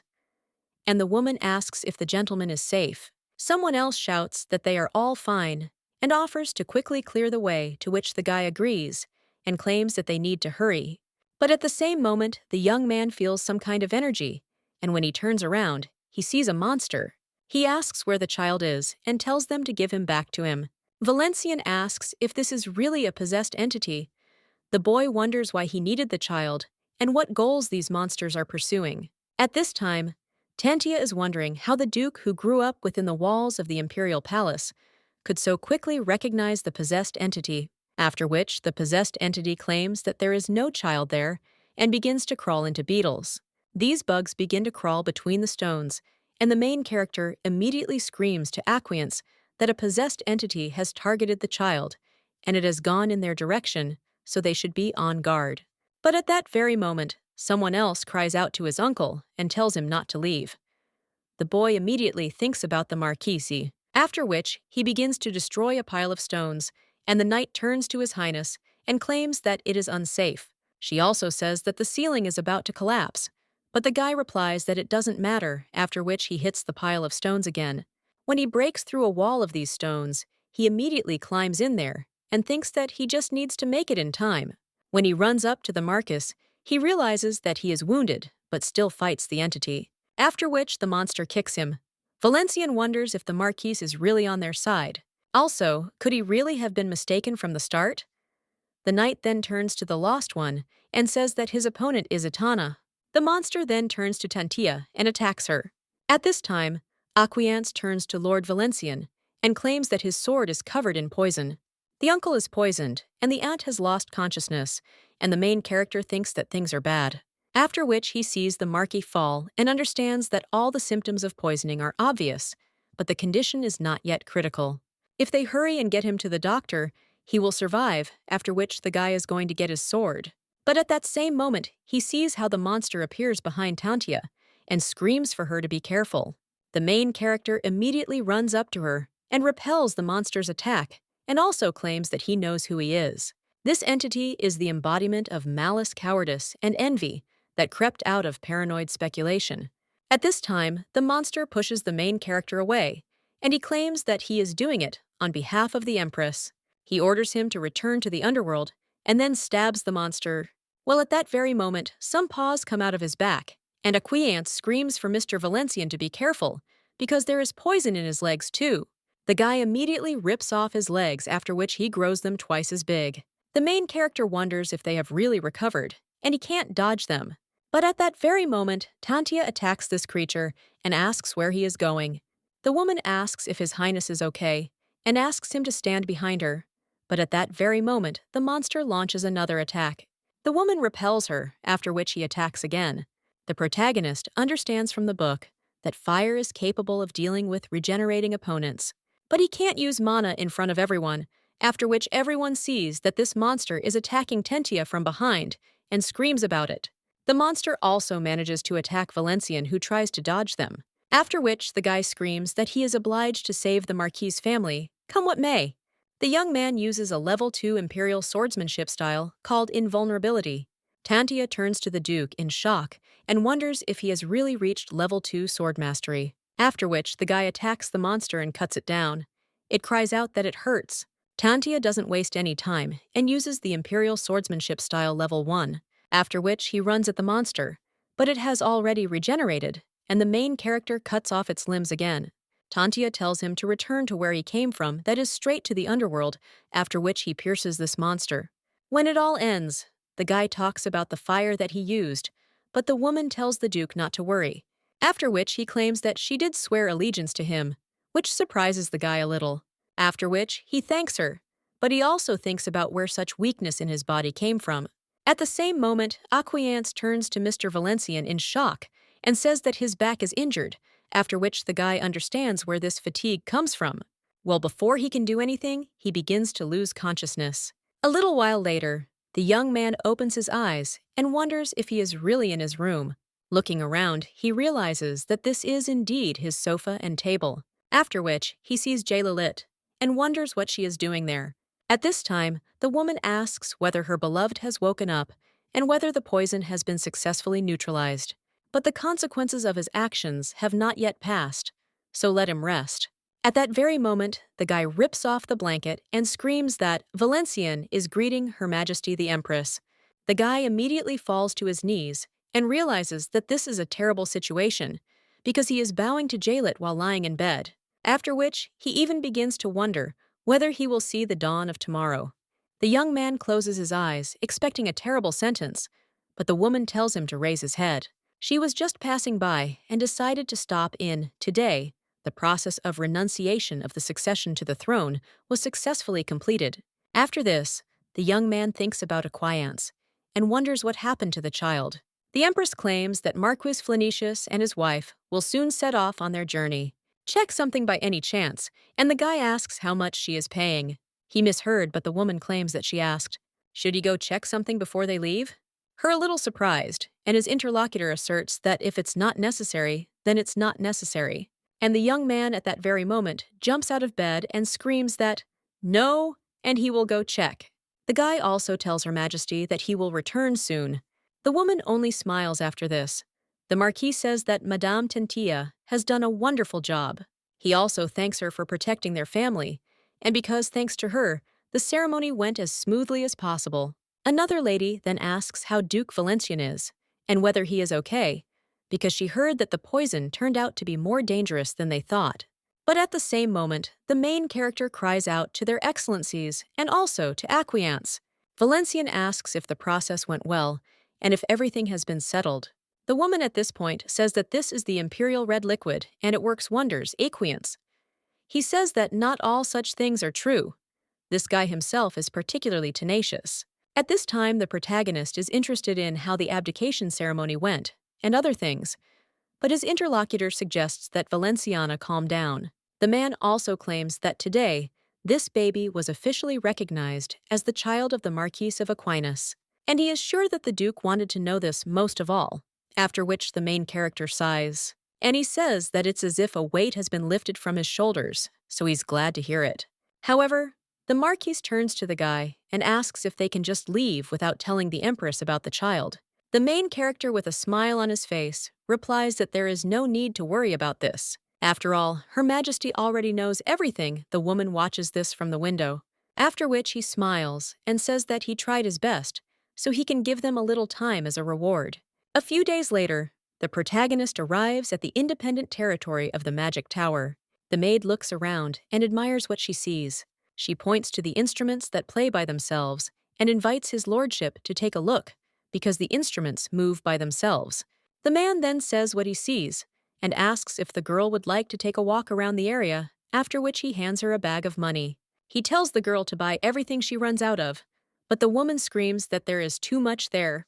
The Duke says that he doesn't care, and let her just try to leave at least 1 penny, otherwise she will be in trouble, after which he says goodbye to the maid, and his sister says that it's as if they left a child on a playground. Valencian says that taking the soft-hearted Rudy on such a dangerous mission is worse than leaving her alone, even though the level of danger is unknown. A little while later, the two are already near the ivory tower, and the woman says that they are there. The guy then says that there is no need to hesitate, and a little while later, they are already in the elevator. Rise says that this magical item that he so wants to get is a disgrace to the ivory tower. They won't even let him look at it until he proves that he's worthy of it, and the guy says that's why he took his sister with him. She needs to convince her mentor to give him this item, and she is the sorceress Gestarti, Rise. He says that it's a shame the guy is so carefree about this, because he shouldn't underestimate his mentor. But her interlocutor is interested in who said that he underestimates her, and he simply believes that there is always a way out.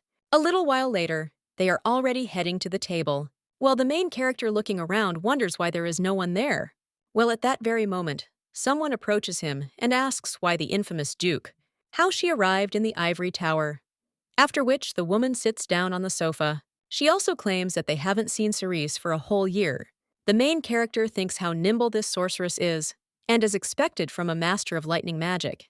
At this point, the girl turns to her mentor and says that a lot of water has flowed under the bridge since her incompetent student last visited. The woman replies that everything is fine because she should have paid attention to it. She also apologizes for not being able to save the girl, but she replies that she is not offended. After this, the woman also says that the girl needs a staff, after which she uses magic to open the locker and states that she wants to give a gift in honor of her return. So let the girl choose whichever one she wants, and the lady will happily thank her. After which, the girl begins to choose a staff for herself, and the Duke watches Gestart. He understands that they met in a past life, and the woman was the best master of the lightning magic faction. Well, she sacrificed her soul and body to an ancient evil god, which is why she lost her humanity. Gestarta mastered this ancient magic so well that she caused a lot of trouble for Jillith. Valencian. He understands that he needs to be on his guard while the woman at this time is wondering what brought his lordship there. The guy thinks that he needs to act naturally and not show it, after which the young man even asks to give him magical equipment. But at the same moment, the woman refuses and claims that it belongs to the ivory tower, and the Duke is even more impudent than they say. Valencian asks if she is ready to take responsibility for her words, after which the woman just snorts and claims that she won't sell him the equipment even for 1,000,000 gold. Worldly goods have no meaning in their tower, not even money. The guy replies that there was no talk about money, and the woman asks what he's talking about. Her interlocutor replies that he was going to offer her silence about the deeds of the ivory tower in exchange for reeds. The woman then asks what silence he is talking about and what the Duke might know about the ivory tower. After this, the guy asks if she really thinks that he is just pretending to know, after which he tells the lady to tell him why they stole him, and let her not lie that she knows nothing about the tip of Olgrim, because he is sure that she did not imagine that she could be exposed. After all, she made more than one agreement and very carefully intertwined them. Valencian also tells her not to try to deny his words, because they are not groundless. The woman replies that she still cannot give him the equipment, and then her interlocutor replies that he will report everything to the Empress. The woman replies that he can do as he wishes, but even Her Majesty will not oppose the ivory tower.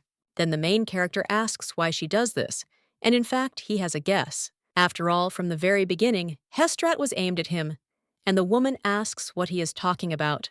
And the guy replies that the ivory tower has already gotten rid of a person by order of the imperial palace. He also wonders if the lady thinks the same fate will not affect her. The young man also wonders why she didn't protect the student, as she should have, since then she wouldn't have ended up in the red light district, while his interlocutor screams that this is an unfounded accusation. At this time, the girl turns to her mentor and claims that she has received the Empress's approval. She also became a court mage. Whether she liked it or not, she was now obliged to fulfill two roles, that of a mage and that of a member of the imperial family. In other words, she will represent the interests of both and become a bridge between the ivory tower and the imperial palace. The woman then claims that this bridge will soon become dilapidated and collapse because one person cannot belong to two factions. Cyrarize claims that there was a time when she did not belong to any of them at all, and at least that's what it seemed to her. So the train teacher will prove that this is just her delusion. The woman doesn't even know what to answer, and looks at the Duke, who only whistles, after which the woman says how two-faced these relatives are. A little while later, the guy is already handing the suitcase to his maid. The girl asks what it is, after which the main character claims that it is a magical weapon, the greatest masterpiece in the taboo of magicians in one bottle, and there are two of them. The girl asks what masterpiece and taboo mean, and just like, this could be the case, to which the guy replies that this magical item turned out so well that magic is not needed to use it. Then the lady hands this weapon to the gentleman and tells him to keep it for himself. But how can she accept something like that? However, the protagonist turns to Rudy and claims that a rat has appeared in the capital, and the imperial palace is no longer a paradise. Therefore, he hopes that she will become stronger in order to protect herself if necessary, and at least for his sake. The guy realizes that he just doesn't want to lose anyone again, after which he gives the lady something else and claims that they are glasses. In everyday life, they are useless, but when you need to shoot, they become irreplaceable. When aiming a weapon, the glasses will automatically point it at the target, and since she hasn't had to use a weapon yet, it will come in handy. After which, the girl puts on these glasses, and his interlocutor claims that they suit her very well. The maid thanks the gentleman, and he hands her a pistol and invites her to try it out. After all, who knows? Maybe now it will turn out that she has incredible talent. After which, the guy tells her to load the revolver, and then lower the hammer and pull the trigger. With the help of magic, the air explodes, and the bullet accelerates. The girl then stands up and asks if this is how it should be done, to which the guy replies that yes, and then you need to fix your hands in this position. Well, before he can finish, the girl shoots and hits the target. The protagonist watches in shock, and the maid tells Mr. Valencian that thanks to the magical instrument, she hit the target right away. And her interlocutor asks if this is really so, and also wonders if the weapon really fires by itself. The guy also asks the maid if she wants to try again, to which she replies yes. After which, the girl points the revolver at the target and shoots. Well, the main character realizes that the bullet has disappeared somewhere, after which he runs up to the target. The lady tells the gentleman that it seems she missed this time because the hole remains. But the guy looking at this picture understands that everything is not so, and the second bullet also hit right in the center. The maid claims that she thinks it's just luck, because she still has a lot to learn. She also asks if her skills will improve if she trains hard, and the man realizes that she is a real shooting genius. A few days later, the maid is already heading to the market doing her shopping. One of the salespeople greets her, and the woman greets him back before moving on. But a little while later, the girl notices that someone is following her, and when she turns around, she also sees someone. Then she starts to walk faster, but there are already a couple of people there who are also running after her. A little while later, the girl already reaches a dead end. At that moment, these guys turn to her and ask if she is Rudy. The woman is interested in who they are and why they are following her. Her interlocutor claims that they were the ones fired because of her master. Therefore, the girl must take responsibility for this and let them vent their anger. Rudy realizes they used to work in the red light district. When the girl turns around, she realizes that she has nowhere to hide, and the guy tells her not to be afraid. Fun with them, but the girl already takes out her revolver and points it at them. One of the robbers says that he was scared, but wondered what it was. The other one replied that in their day the maid carried all sorts of things with her. Rudy asks them to leave because she doesn't want to take advantage of this, but if they don't leave her, then she will have to. But the guy asks what will happen next and will she really tell her master? And does this reckless guy have the strength? It would be good if at least he didn't lose consciousness from drinking. After which, the girl bites her lip and asks how dare he insult him. The lady also claims that they asked for it themselves, and one of the villains tells her to stop talking nonsense and not to move. However, at that very moment, this guy flies away, and the other one, in shock, asks what happened. One of them says what a creature the lady is, and the girl claims that this is the kind of world Mr. Valencian was talking about. And it seems she was too naive, after which the girl ends up in the head of another guy. And when she points the gun at another one of them, who claims that she has decided to stay with Mr. Valencian until she falls into eternal sleep. No matter what anyone says, she will be his faithful servant. The lady also puts the revolver back under her skirt and states that she should get used to this. But at that very moment, one of the guys opens his eyes, and all three begin to gather in one pile. Rudy screams in shock that this is an abomination, and that it is a huge monster that emerges from the fusion of inanimate bodies. The monster only screams at this point. A short time later, the Duke sits sipping tea, but at that very moment, someone runs up to him and screams, "Valencian!" He says how much he scared him, and the servant claims that the master should hurry because a filth was discovered in the city center. The guy asks if there are any witnesses in the city, to which the guy replies that there are, and the problem is that it is Rudy who is the servant of the Scarlet Halo Palace. At this time, a carriage arrives at the main palace, after which one of the knights gets out of it, followed by Rudy. But at that very moment, someone else runs towards them and screams at the maid.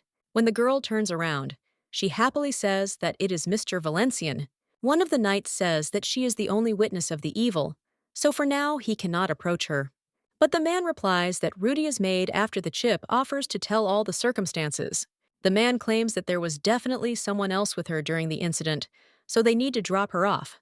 But the guy asks if that's really true. The knight claims that the core of the filth found at the crime scene was pierced through with one blow. This was done by someone of very powerful skill that an ordinary maid clearly cannot possess.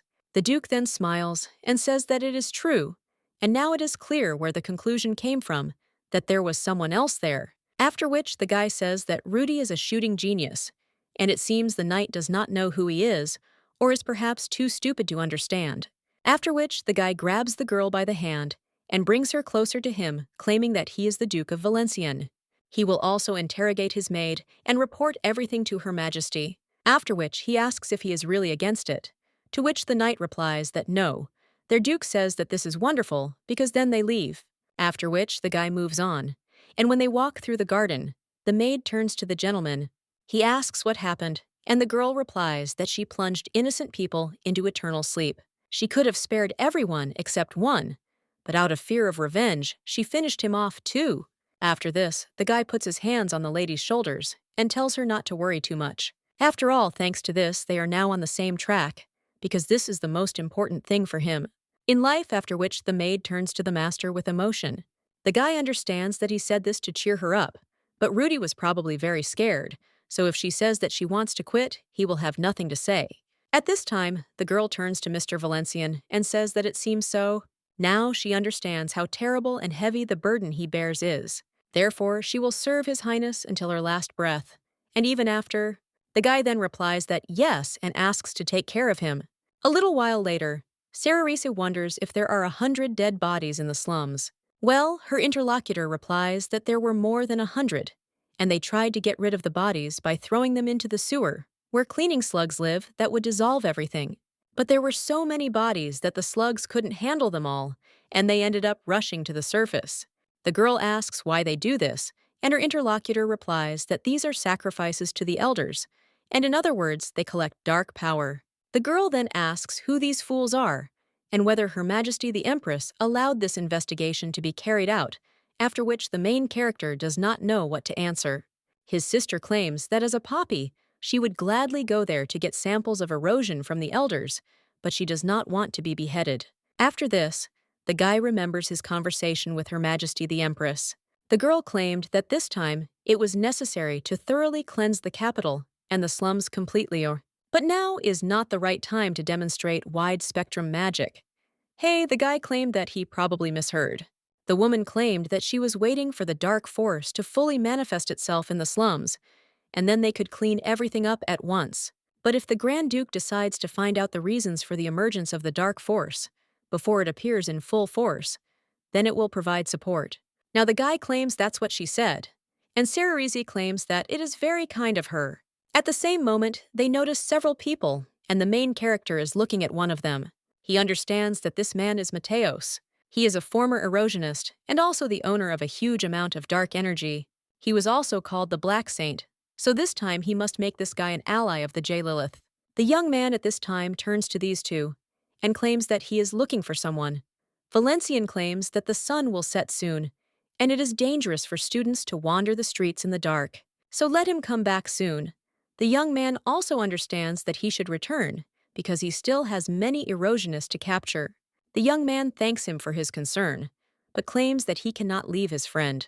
The main character asks if he is talking about a friend, to which the guy replies that yes, after which he hands him an announcement and claims that his friend named Dismas has gone missing, and that they may have seen him. Valencian wonders if this can't wait, since the search for the missing person should be left to the Black Knight, and he needs to hurry back to the dorm. Well, his interlocutor refuses, and the main character thinks, why is he doing this? Mateos thanks him for his support, but claims that he cannot return without his friend. Valencian understands that this guy has always been stubborn, after which he thinks about how to send this person back. Cererese turns to Valencian and asks why he needs this, because even if this guy falls into eternal sleep, there it will be by the will of fate. At that moment, Mateos asks in shock if this is really His Highness Valencian, to which the man replies that yes, and it is him. His interlocutor then asks if he is the same one about whom rumors have been circulating in the capital lately.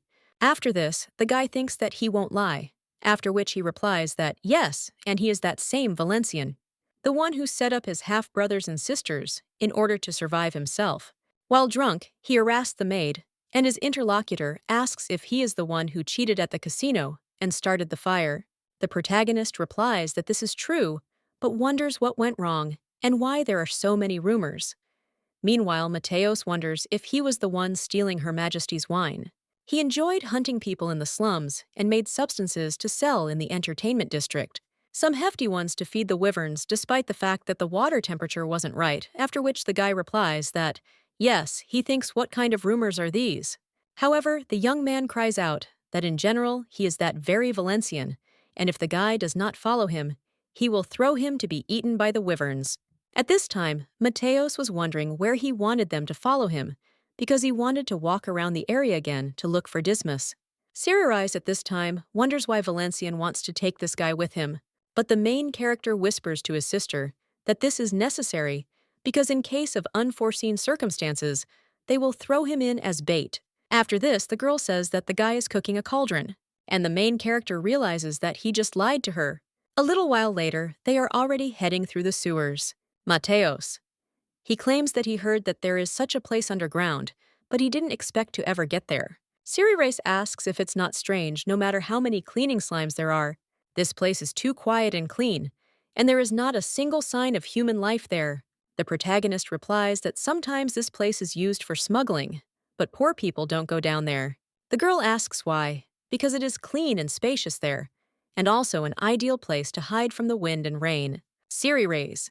He claims that maybe it's just a horror story, but he heard that sometimes slugs of a different kind appear there, and the main character asks if this is true. To which the guy replies that yes, and they are not green but yellow-green, and they say that slugs of this type attack living people. The interlocutors are shocked and ask if this is really true, but Valencian understands that he had never heard of such a thing in his past life, after which one of the guys even notices the boot. He immediately goes to him and says that this can't be Mateos. He claims that this is Dismas's boot since it has the order's insignia on it. Cesares claims that they have definitely seen something like this before. The main character replies that yes, and it seems he heard something, after which they head towards where the boot was lying. Valencian senses the energy of the filth and realizes that he didn't think it would hide there. Well, when the guy goes around the corner, he is surprised because he sees slime on the ceiling, in which there are people, and one of them is Mateos's friend. Valencian understands that this is the slime that attacked people, and all this time it was nasty. Mateos shockedly asks what sin these young slaves have committed. Valencian understands that if it were that black Saint Mateos, whom he remembers, he would simply burn everything without hesitation, and perhaps he is so soft because he is young. The main character says that there is no need to be surprised, because if you remember how many people have disappeared from the capital, it becomes clear that there must be at least 4 more such things. Siri claims that Valencian is right, so this disgusting thing must be burned immediately. But at that very moment, Mateo stops the lady and cries out that Dismas is still alive. The girl tells him to step aside, as his body won't be able to fully absorb the lightning anyway. The young man cries out that he won't allow himself to be plunged into eternal sleep for Dismas. But at the same moment, the main character turns to his sister and tells her to wait. The woman asks what it is, and whether he also feels sorry for this filth. Well, the young man wonders what if she can't destroy it, and it only hides deeper or collapses even more. In general, her decision is not the best, and Mateos turns to his highness with some surprise.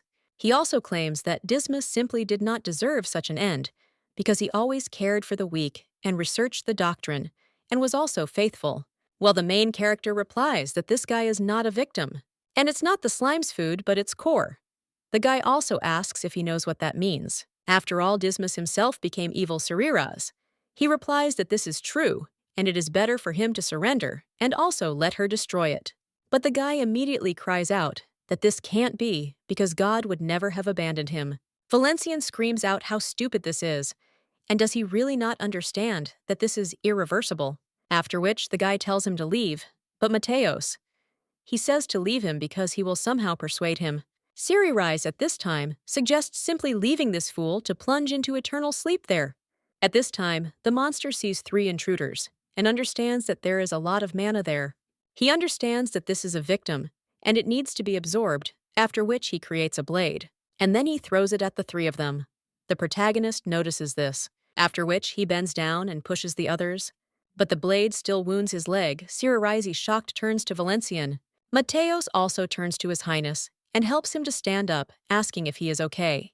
The guy replies that it is quite possible, and Siri takes out his staff and then confirms it, that this monster chose the wrong opponent, because this guy is her chance for promotion. So until he definitely falls into eternal sleep, the lady directs her power at the monster, and Mateo screams desperately at Dismas while he writhes in pain. Then the guy asks if Dismas doesn't see that. Because of him, people are falling into eternal sleep, and he wonders what happened to him. The main character realizes that this guy is not at all like the Mateos he knew.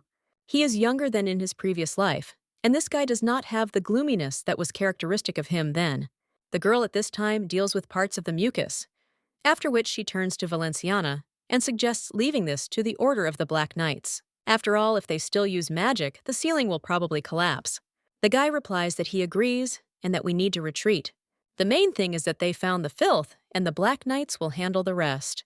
But at that very moment, something behind them makes a sound, and when the young man turns around, he sees a monster and screams for the others to run as fast as they can, because this is an abomination. Seeing this, Cyrus curses, and Mateos tells His Highness that they need to run away quickly, after which they run, and the girl once again uses the spell on the monster and covers it with stones. The protagonist notices ahead long-awaited exit from dungeons, but at that moment, when hope is already flaring up in his heart, Mateos suddenly stops, his gaze directed somewhere ahead, as if he sees something inaccessible to the rest. Air around becomes tense, and the steps freeze. Valencian cautiously looking at his companion, he asks what business. Mateos quietly replies that, if they now will come out outward, then all the people who are outside, they will be under threat. His words sound calmly, but you can feel it in them, solid determination and inner faith in one's own solution. Cyrus can't stand it anymore, and asks what they are gathering to do next. She suggests not to delay, and how can leave the dungeon faster, because delay maybe cost them life. Her voice trembles with tension, and every word echoing in the dark corridors. Mateos, remaining in place, asks His Highness. A little wait. Then he does deep inhale and begin gather magical energy that flares up around him. Soft radiance, light concentrates in his hands, forming streams of cleansing forces. He admits that his skills in purification were stronger than in healing, therefore everything he does now is his limit. A look appears on his face, tired, but in the eyes is on fire, determination to finish what you started. Even if this will require with all my strength. Mateo speaks Valenciana, so that left without him. The Duke was amazed and did not immediately understand what he is getting at by asking what exactly. That conceived, there is a note in his voice. Anxiety, because he feels that solution. Mateosa, associated with the victim. Mateos explains that, being a novice, he cannot act otherwise. How a man who believes that everyone is equal before the light will not allow the monster to escape outward, even if at the price this will become his own life. For him, it's not just a debt, it's trial faith. Valencian exclaims that it's madness after all. Abomination is an enemy that cannot be defeated. Even an experienced magician, not to mention a simple one student. He's trying stop the young man, but he doesn't listen, continuing concentrate magic. Mateos answers that when light was with him, he saved hundreds of souls and cleansed thousands. Therefore, he has no right to retreat now. Let even this fight will be his last. He must to fulfill the will of light to the end. While in the heart, Mateosa lives faith, that he still follows his own fate and controls. By her fear does not find in him places he feels inner strength, as if an invisible hand leads him forward through darkness and doubt, supporting even in the most heavy moments. At the same time, Valencian realizes that Mateos and that one mysterious black holy, absolutely different people. One driven sincere faith and striving for the light, the other, cold darkness and merciless by will. This difference becomes for him obvious, and in his heart is emerging cautious confidence. By more, it is forbidden, say will bring Li Mateos real benefit to the imperial court, or will become only temporary ally. But Valencian firmly decides that he will not allow, he will die or fall into eternal sleep. Because in this, he feels like a young man, something more than just a soldier. He states that will do, with him not intending to leave his comrade alone. Cyrus is shocked by his words. In her look appears anxiety mixed with incomprehension. She doesn't believe that he really is going to do this. Soon the woman can't stand it and screams out loud indignation. She asks, I haven't lost myself, is he sane? The Duke calmly answers that necessary report to the Empress about everyone and bring them there. Tentia, after all, situation becomes too much dangerous to act alone. Cyrus does not calm down, and with bitterness asks if he himself really wants to plunge into eternal sleep, as if death is something for him. Noble goal, her voice trembles in it. Fear and hidden sounds are heard, care, but Valencian sharp suppresses her words. Forbidding sister even think about follow him. He speaks from the inside determination that does not allow objections. After all, she is the only one who can convey the message to the Empress. He reminds that, exactly, she is their last one, hope for salvation. If she will die, no one will be able warn Empire of the impending threat. These words make Ceres freeze, realizing the seriousness of it, what is happening. Sometime, Lady hesitates, but then squeezes teeth and decides not to argue. In her eyes appears stubbornness and pain. She states that, if Valencian still plunge into eternal sleep, then he will find way to get it back. She swears that will revive him, and then personally will force taste the eternal again sleep, not like enemy, but how edification to him who dared neglect in her words. Her determination seems almost crazy, but you can feel it in her true devotion. After all, how she said it more than once, this guy is her chance for promotion and recognition at court. Losing him means losing her own dreams. Therefore, Ceres isn't going to let fate take her to manage them of their own free will. The Duke not paying attention. Attention to disputes breaks. Part his own clothes. A piece of fabric serves to him with a bandage, which he tightly wraps fresh wound, not allowing the blood to flow to the ground. His movements confident and familiar, as if pain has long been his companion. Approaching Mateos, Valencian asks, realizes Lee that as far as recklessly fight abomination without magic artifacts. His voice does not sound reproachful, but rather examination, readiness, and fortitude of the young fighter. The hero compares such an act with a step forward eternal sleep, where there will be no return. Mateos only silently nods, accepting this risk. Then Valencian offers to him keep behind, so as not to lose life earlier, then will begin a real battle. Mateos is being prepared. Use his cleansing power, and his companion takes on the task of destroying everything that will stand on their paths. Their actions become a single rhythm of battle. Light and steel intertwine, turning into a deadly alliance. After short respite, Mateos addresses His Highness. His face illuminates barely noticeable smile. Fatigue can't hide, respect that arose in the depths of the soul after what we had experienced together. He thanks Valenciana and admits that he was mistaken in his judgment. He says that the rumors spreading in the capital blinded him, forcing him to believe false words about the scandalous heir. Now before him stood a worthy man, Honor. The protagonist, however, responds with a cold shoulder with prudence. He notices that the guy is too rushed to conclusions, because there is still a way to go, is far from finished. And if that will decide, run away at the first sign, danger. Everything that is said will not happen, have values, but their talk interrupted. From darkness underground passage, a monster appears, slowly approaching them. Valencian instantly evaluates threat and decides that it is time to act, ordering everyone prepare for battle. At that moment, Mateos calls the light force that flares up around him, soft radiance, and the main character raises his sword and strikes first blow. Their well-coordinated actions reflect dozens of attacks, not giving the monster the slightest chance. Valencian notices that the enemy is not similar, not on a living thing creature, nor on those who was defeated eternal sleep. It amazes him insolence this creature that dared look into the eyes to the heir empires. However, despite the power, hit the main character can't finish dissect the monster's neck. Mateos understands that the monster's flesh is incredibly dense, and the bones are like stone, as if created to resist death. The guy offers try to clean it again, using more light, but Valencian stops him with a gesture. He warns that there is no point in wasting power, because the outcome is already predetermined. Concentrating, the hero does powerful jerk and strikes the decisive blow. The monster's head falls to the ground with a dull sound, and the body collapses following. In silence, he mentally curses creature, sending her back into the abyss. Mateos immediately begins cleansing defeated enemy. His hands are enveloped light, and the darkness that has permeated the remains begins disappear.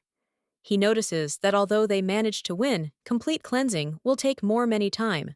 The main character in this time becomes wary. He feels that the danger has not disappeared, and advises Mateos is in no hurry to leave. In the air is hovering, feeling threats, as if someone is watching them from darkness. Sight Valenciana rushes into the distance of the corridor, where barely are visible vague shadows. He feels approximation new creations, and is set the question, did new ones really appear before them again? Filth, thirsty for blood and light. However, when a guy is full determination and fighting spirit readiness, he sees them. he suddenly freezes as if in a daze. The next, a blink of his eye expand in horror, and he gasped, screams, unable to hide the shock of what he sees. Before he could come to his senses, the guy was overcome instinct warrior. He is stronger, squeezes the hilt of the sword, and barely enemies take a step forward. Activate Imperial style of fencing first level, the technique that was taught to the best fighters, ancient capitals. However, even in the midst of, the guy notices the battle's lateral vision as one of creatures breaks out from encirclement and rapidly rushes towards Mateos. The creature moved surprisingly fast. His massive paws thundered on the stone slabs, and the eerie roar was reflected from the walls. At that very moment, Mateos, not giving in panic, concentrates all his inner strength. His body envelops barely noticeable radiance, and invisible wave energy breaks throughout.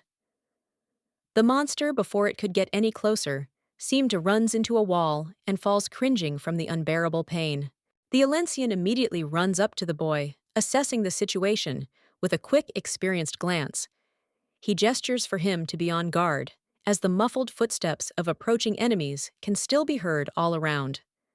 A few moments pass before Mateos, breathing heavily, turns to face His Highness.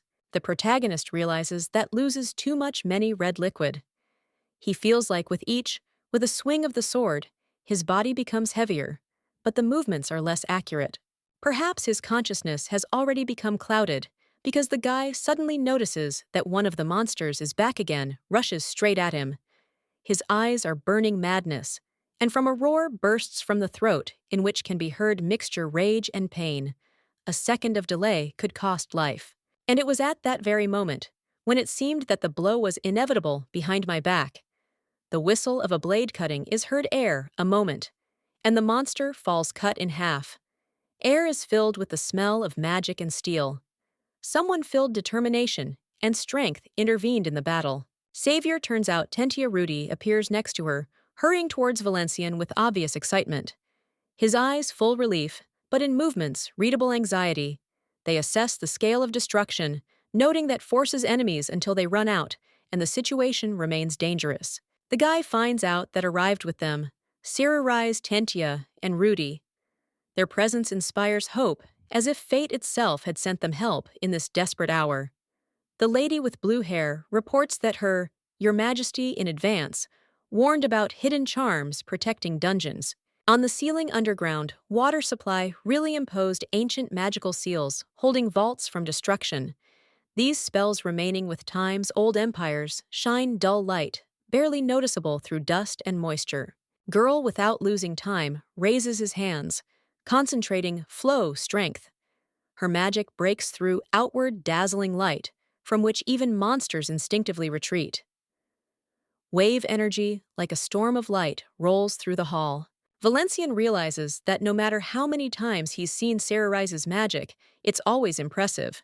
Tentia approaches His Highness and claims she heard he was injured, to which the boy replies that it is. The lady immediately pours a healing potion on his leg, and the boy thanks her. Rudy, meanwhile, turns to Mr. Valencian and suggests that perhaps the man next to him was only pretending to need help and was actually trying to harm him. She then points the trigger at the man and offers to check.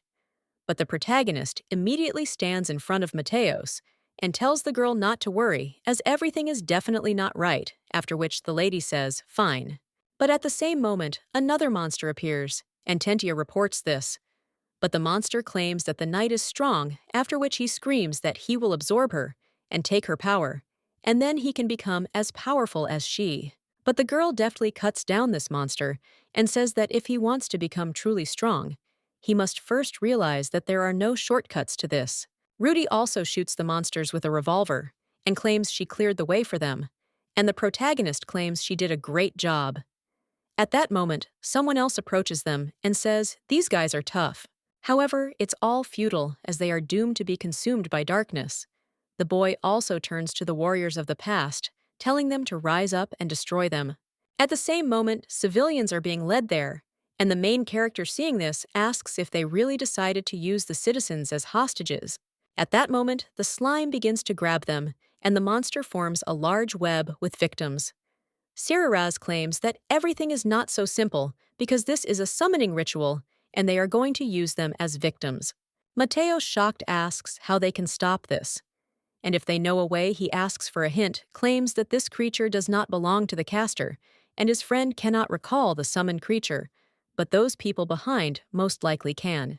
And simply putting his friend into eternal sleep isn't enough to stop them, so the protagonist cries out asking what to do. The girl replies that the only way to quickly neutralize the magic circle is to put the victims into eternal sleep. But Valencian understands that the scale of the magic circle is too vast, and something more dangerous than the creatures they've encountered so far will likely emerge from it. And then Jillith will likely have to intervene. For the greater good, the lesser must be sacrificed. Well, at that very moment, one of the boys in the web screams out asking for salvation, and the main character clenches his teeth and then claims that they will tear these damned invaders apart and save the people. Everyone else agrees, and Tyrany comments on how her brother loves to take the hard way. The guy also claims that Tentia and he will attack them from the front, and the woman replies, yes. Rudy also agrees, and Tyrany asks if he really decided to assign her the most boring job, after which the guy says that Mateo should follow him because he will tell him when it is necessary to use purification. His interlocutor immediately agrees, and the protagonist insists that he's clarifying for the last time, that now with everything turned out this way, his friend will definitely not survive, and he wonders if he'll hate them. The guy replies that traitors should be burned at the stake, and no one should pity the one who chose the path of fall. Valencian understands that these are the beginnings of the Black Saint, and thanks him for the direct answer. Meanwhile, Tyrany begins using his magic, and the protagonist attacks with his sword, after which they deftly cut down all the monsters. But at that moment, one of them sprouts paws from his back. Tentia cries out in alarm to His Highness, who replies that he knows. The boy then uses the Imperial Level 2 swordsmanship style non-existence, but the monster quickly regenerates and attempts to attack the protagonist. Rudy immediately shoots it with a revolver, then declares that Mr. Valencian must not be harmed. Valencian also fights them, and when another monster flies away, their leader exclaims in frustration that he won't give up so easily. Valencian cries out to Mateos and offers him the opportunity to use his powers. Does so after this, but at that very moment, the monster begins to scream. And when the protagonist covers his ears, he asks what it is. But at that very moment, he sees a rift in space. The leader of the monsters screams that everyone needs to be put into eternal sleep. Valencian, he understands that there is such a tremendous force there that he can't breathe, but he can't fall into eternal sleep there. He can't give up because if he falls, Jillith will be in danger. The man also sees that the forces are directed at Mateos. He immediately jumps up and shields him with his body. Mateos, shocked, addresses His Highness, who insists that he didn't say everything he wanted. He should listen to the voice of the Lord, for he has great faith. The Lord does not turn away those who call upon him. Mateos claims that he almost forgot that the Lord is always with him, after which the guy turns to the Lord and claims that his subject is calling out to him, so he asks for the power to incinerate the sinners. A few seconds later, the monsters are already on the floor, and Tentia, shocked, looks at the ceiling, saying that an ancient spell had been cast on it. Tyrany claims that this means that the divine power was much stronger than him, but she also wonders how this is possible. Mateos turns to the Lord once again and asks him to allow him to become his fire and weapon, after which he incinerates the remaining monsters. When the protagonist looks at his shoulders, he realizes that his wounds are healing, and the others notice it too. Valencian understands that this is amazing, and it is all the power of Mateos' tumor as well as the birth of the Black Saint. The leader of the monsters writhes in pain at this time, after which he cries out to his friend that he too knows about the injustice of this world, and the power of light is not enough to change it. But his interlocutor replies that it's not so. The problem isn't the light, but themselves. If he himself can't even take care of ordinary citizens, how can he talk about the light's weakness? After which, Mateos. He tells those who rose from the darkness to return back to the darkness and pierces the monster with his powers. After which the people in the web begin to fall, and the protagonist screams for Tentia to catch the people, to which the woman agrees and immediately runs up to the lady who is falling and grabs her. Rudy also helps when one of the monster's minions burns. The protagonist notices his blue eyes and wonders if it's royal blood. Afterward, the boy realizes he can't disappear and runs to the man, but he doesn't make it in time and only grabs a piece of dust. Meanwhile, Mateos approaches his former friend and points his hand at him, intending to use his power. But his interlocutor turns to Mateos and asks to hear his final words. Mateos offers to speak, after which the monster begins. But he has no intention of speaking his final words. He wants to attack. Valencian immediately runs up to the two and screams, "What the hell is that monster trying to say?" He immediately stands in front of Mateos and protects him, but is shot in the stomach. But the guy holds on and says that's enough. He saves the average man, stabs the monster, and screams for it to go to hell already.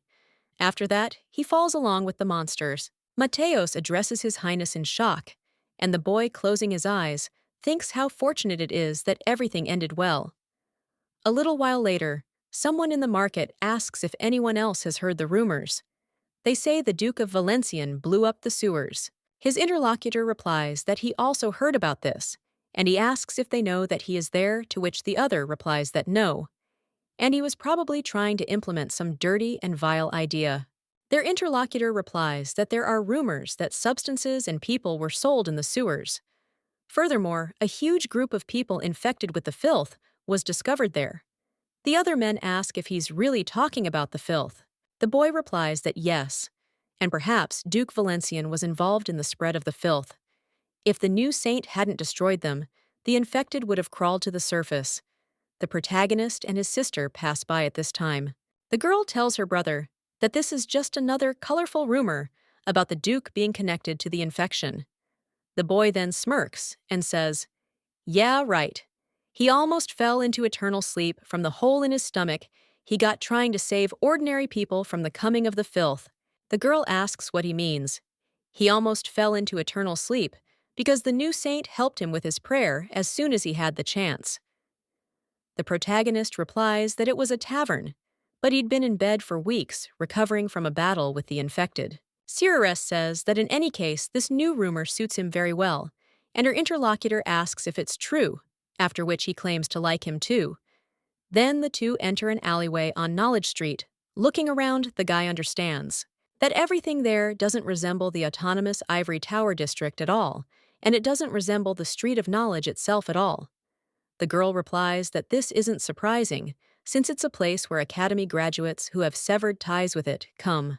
There are few jobs for mages in the Empire, so many of them are going underground. The young man asks what they do there, and his interlocutor replies that they deal in illegal potions, artifacts, and scrolls. Basically, they produce and sell everything illegal related to magic. These goods are always in demand, so the place easily grew to quite a large size. Cirarest. He claims that he doesn't know anything about this place, so she's interested in who he's looking for there. But at that very moment, the guy notices a shop and says that it's the place he's looking for. When the two go inside, they see a young man with green hair. The guy greets them and claims that the magician Bastatine's potion shop is happy to welcome them. The guy asks if they're looking for a healing potion, a love potion, or perhaps something for luck. Since he has everything, the protagonist turns to Bastatine. He claims his shop is closing for the day. His companion, shocked, asks if it's Valencian, then grabs one of the test tubes. Cirarest immediately casts her magic on him and asks how dare he do such a thing. It hits the guy right on the hand, and the test tube falls from his hands and breaks, causing the spilled liquid to start boiling. One of the customers asks if it's poison and suggests they run. The protagonist says that if the guy continues, he'll only make things worse, so he suggests they sit down and talk calmly over a cup of tea, to which the guy finally agrees. A short while later, the young man is already pouring tea. He wonders what he owes to the visit of such distinguished guests to his humble shop. The protagonist raises a mug of tea to his lips, and Bastatine watches intently. But at that very moment, Valencian spills the mug of tea on the sofa next to his companion. The young man ducks in shock, and Cirarest menacingly remarks that it's a corrosive poison, and asks if he thinks brewing tea with it was too risky. Meanwhile, the protagonist draws a dagger and plunges it into his companion's hand. Bastatine cries out in pain, and Valencian, He claims that by order of the Empress, all members of the imperial family must be arrested, so let him surrender amicably. Bastatine claims that he is an ordinary merchant who did not receive a penny from his parents. So what imperial blood are we talking about? The protagonist claims he inherited his power through his blood, so he must belong to the imperial family. He talks about these cursed bonds and wonders how long they will hold him. He also begins to use his power. Sariraz, noticing this, asks what he's up to, and aims a spell at the boy, but he deflects it with his hand. The protagonist, shocked, asks if he really deflected the blow with his scales, and the girl says that it looks like these scales are not quite ordinary Valencian. He understands that the imperial red liquid was mixed with red liquids from different races. This guy is clearly related to the lizardmen, and that's why he's so good at manipulating poisons. The protagonist wonders if he's enjoying the inherited power, but doesn't want to fulfill the duty that comes with it. His interlocutor asserts that he never considered it a gift and always wanted to live a normal life. But the Duke replies that if the boy had been ordinary, he would have been gone after Cererisi struck him. Bastatine cries out that he's not going to give up, but the protagonist replies that it's only for now. He also understands, judging by his stance, this guy is a close combat fighter, so he can use pain fusion. But at the same moment, Valencian coughs up a red liquid and wonders if this is poisonous gas. The Duke realizes he's mistaken, as this guy isn't a melee fighter, and he also understands he needs to suppress the poison with Monastery Rise. She says that she has difficulty breathing, after which she falls down, and the main character screams to his sister. He immediately runs at Bastatine and screams at him for daring to harm his sister. The green-haired boy blocks the blow and then pushes the protagonist away. The boy realizes his technique has only scratched his scales, and the poison continues to penetrate his body, despite being restrained by Mana. Bastatine addresses his lordship and says that if he continues to hesitate, I will prevail, and victory will be his. But at that very moment, the two see lightning in front of them, and Valencian understands that this is Cererisi's spell, after which he joyfully turns to her and Bastatine. He asks how this happened. The woman claims she initially slowed down because she hadn't encountered poisons in a long time, but protection from them is the foundation of magic. While the green-haired guy is distracted, the protagonist immediately tackles him to the floor. He holds a dagger to his throat and claims that this guy is capable of releasing poison through his mouth, and that perhaps he should be beheaded. He also asks his sister what she thinks, and Bastatine tries to shake his hand, but the protagonist immediately stabs him in the shoulder. He also claims that a drop of red liquid is an excellent tool for initiating dialogue. Cererisi. He claims he was able to deflect one lightning strike, but can he handle the constant lightning strikes? The green-haired youth claims they're just demons, and the protagonist asks him to tell him everything he knows. Valencian. He says he knows there are bastards hiding in the academy with the imperial red liquid. The guy, shocked, asks how he found out about it, and his interlocutor replies that they even created a secret society, and the guy seems to be helping them using his status as a graduate. Meanwhile, someone from the academy approaches Jin and suggests they go with him. Meanwhile, the protagonist asks the green-haired boy, who is the leader of this community. One of the students approaches Jin and asks how the magic test went. Another guy replies that, of course it was good, because it was Jin. Their interlocutor claims he prepared extensively because he wasn't confident in his abilities, but ultimately managed to solve all the problems.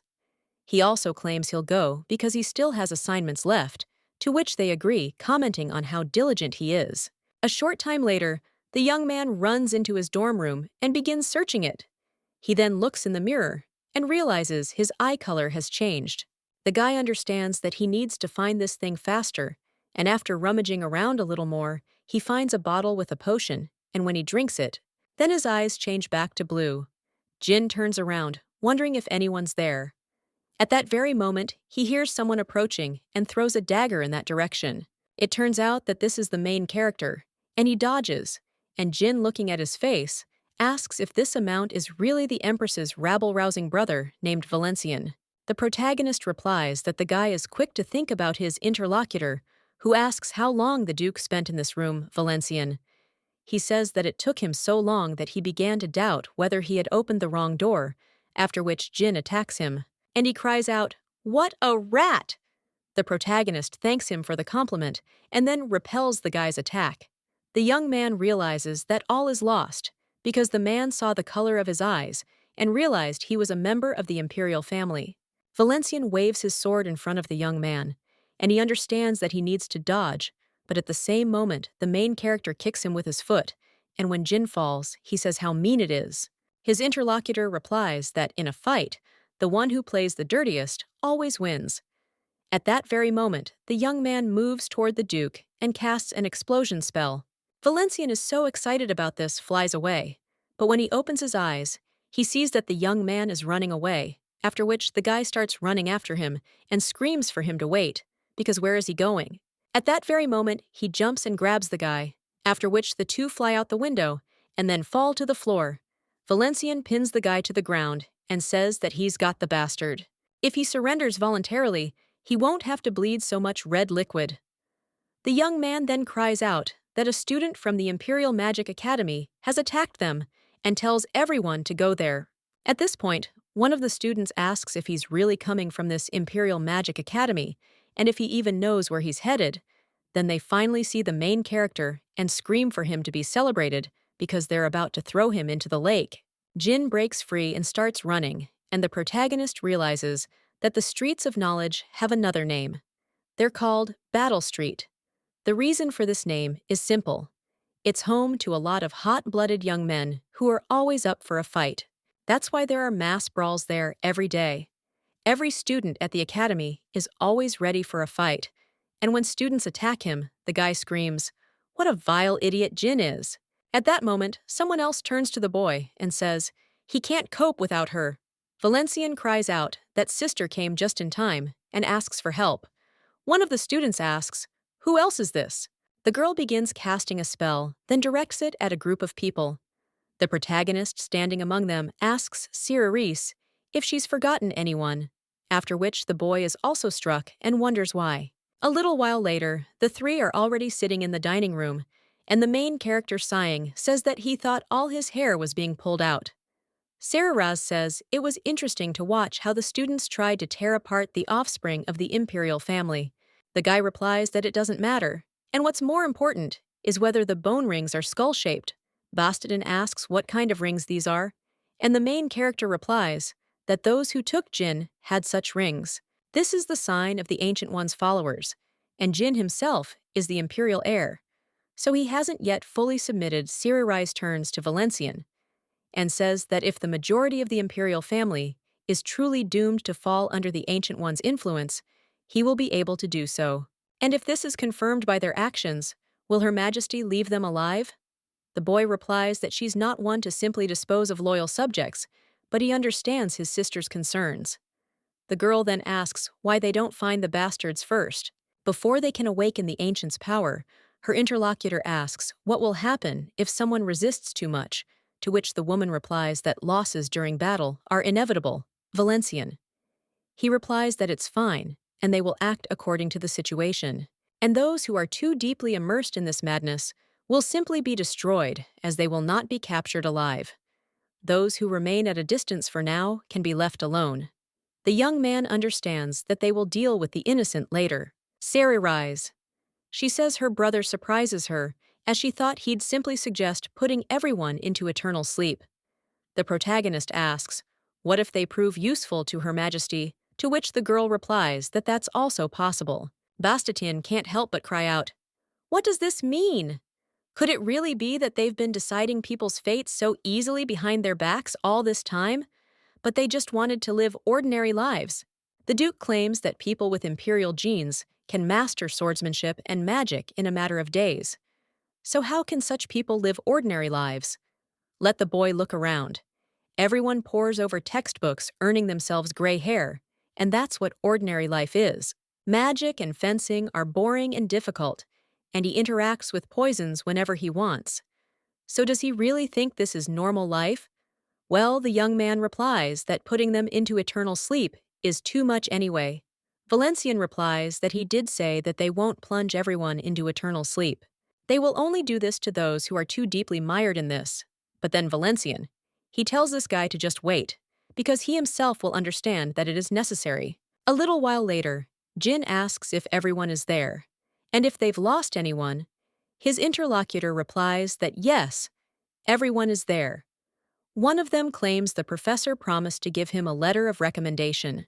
Another guy claims that it is only because he is the bastard of the Imperial Red Liquid that he has to live like this, and it is too unfair.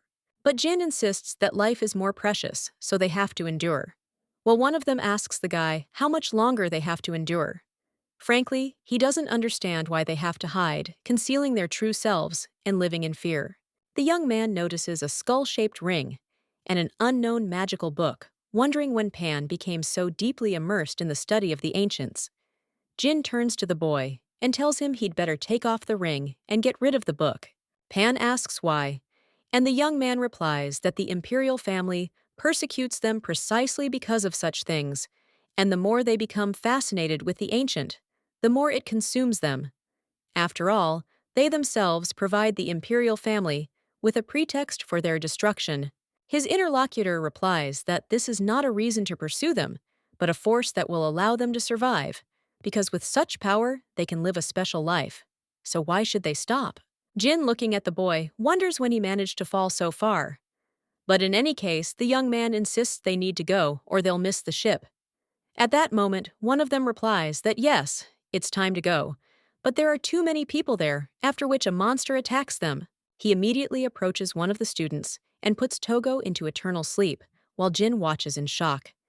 At that moment, someone apologizes and claims he agreed that only 5 people would board the ship.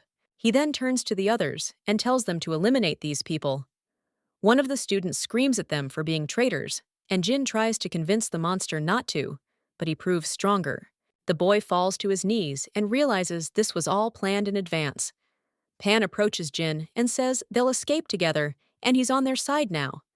But at that moment, someone uses their power and pushes the boy away. Sarah magic, and the protagonist, approaching the group, says he knew it. Valencian orders these walking problems to raise their hands and fall to the ground. At that moment, the group members shout that it's Valencian. Pan asks why they're standing there, then claims they're outnumbered and suggests putting them into eternal sleep. But one of them insists it's that same Valencian thug. The protagonist attacks them at this point, telling them what worthless idiots these guys are. Did they really think the prepared escape route would guarantee their escape? The guy says how worthless and weak they are. He'll tie their heads with a single rope and drag them to the palace. He also tells them to witness the magnificence of his swordsmanship, and the people in the group scream that he's gone crazy. Bastatine. He claims he has nothing to say, and that they truly thought they could live like ordinary people, but such words are not appropriate for the bastards of the Imperial Red Liquid. Sarah replies that this is definitely true, and it's even funny, others from birth. But if they could enjoy a normal life, it would be nice, Bastatin. He replies that this is impossible, at least now. And the woman sighs and says that he is right. Right now, he can see the reason. The green-haired boy wonders if this is really their karma, and the boy asks how he should have lived.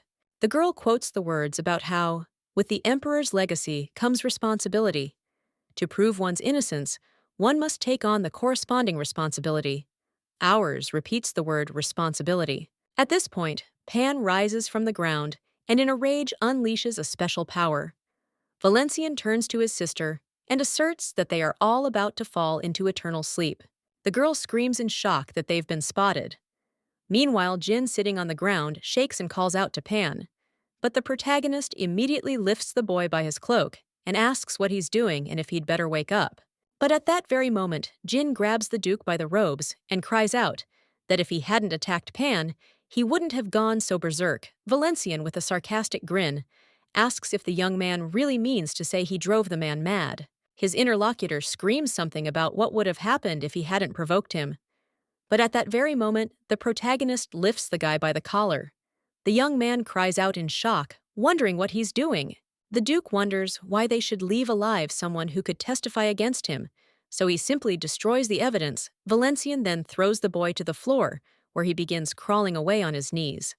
The protagonist, with a smile on his face, says that the young man is so pathetic. At this time, Sarah turns to Valencian and asks what he is going to do, but the guy replies that he doesn't even know, and asks his sister if she has any ideas. The girl asks if he really thinks she's encountered something like this before, even though she's read about this monster. If this is a form of mutation, then its core must be deep inside.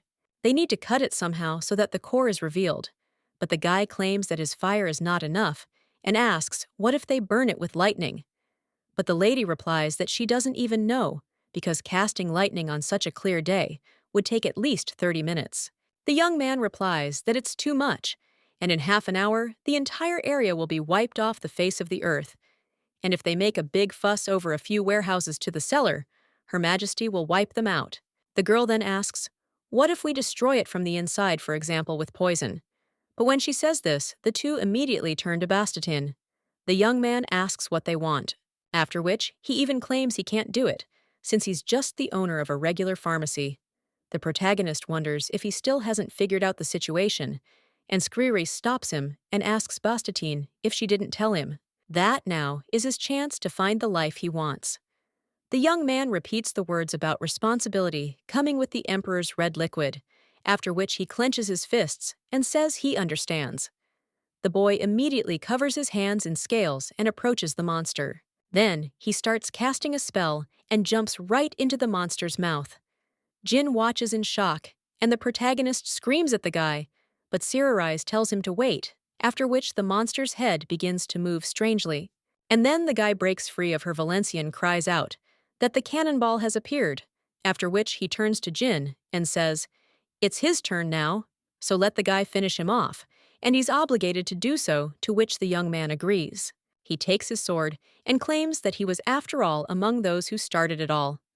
The boy leaps at the monster and screams for it to look at him, after which he bids his friend farewell and points the blade of his sword at the core. A short time later, one of the Academy's employees claims that despite the recent unpleasant incident, the student has become an example to others, for which he is being awarded a prize. Some of the students whisper that the Grand Duke of Valencia is implicated in this matter, and his interlocutor asks if he's serious.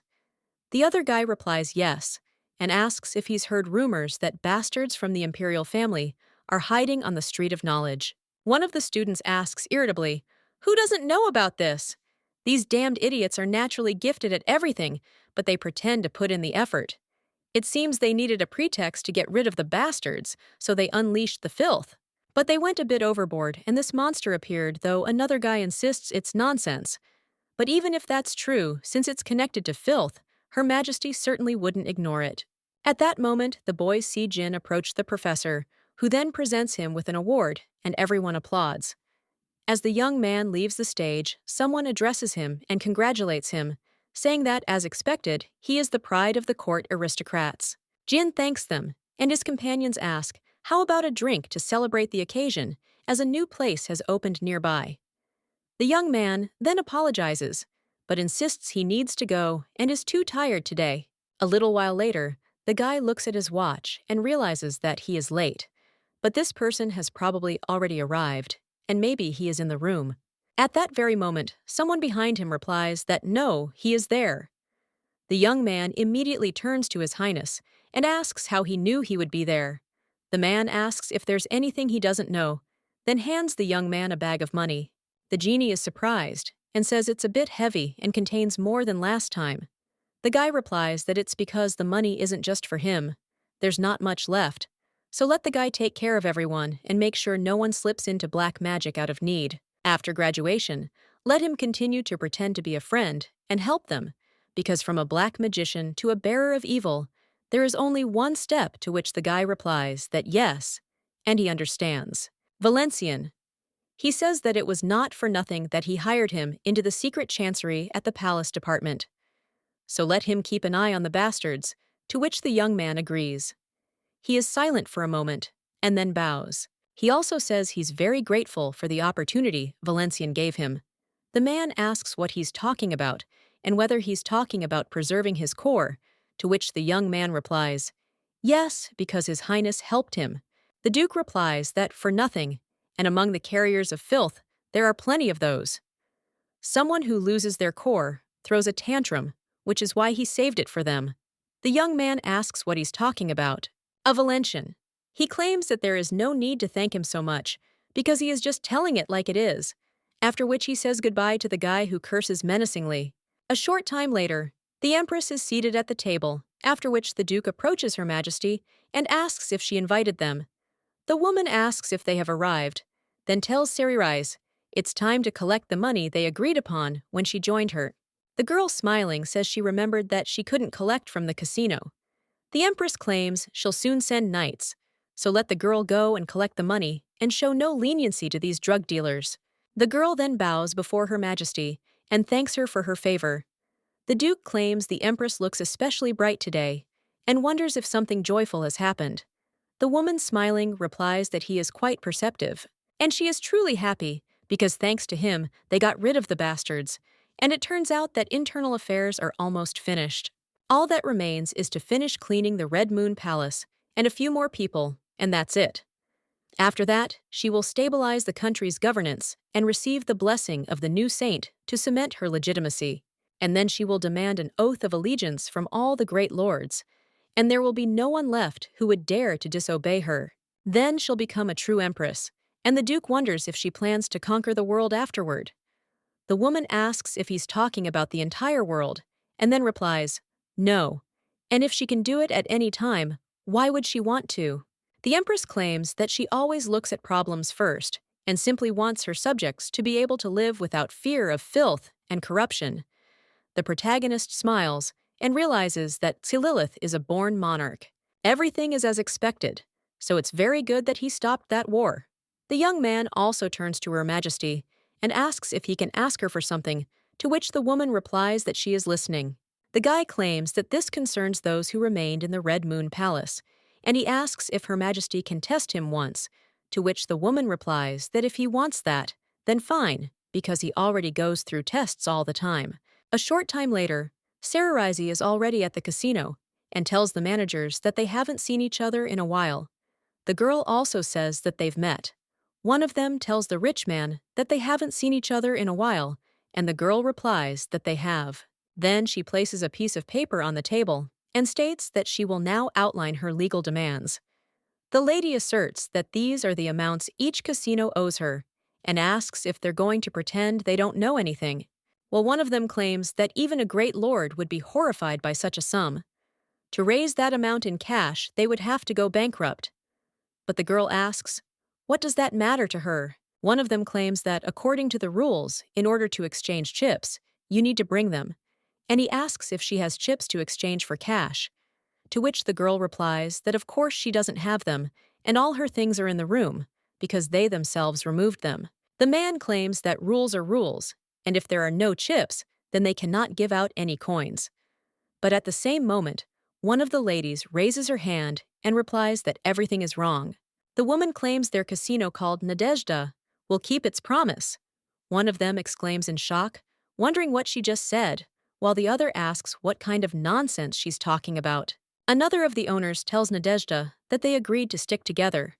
Cerise understands that it seems Valencian promised something to the Red Mask, so this is not surprising. At this time, the woman tells the lady to give her a week, and she will give her the entire amount in cash, to which the girl agrees, and states that she gives them all 10 days.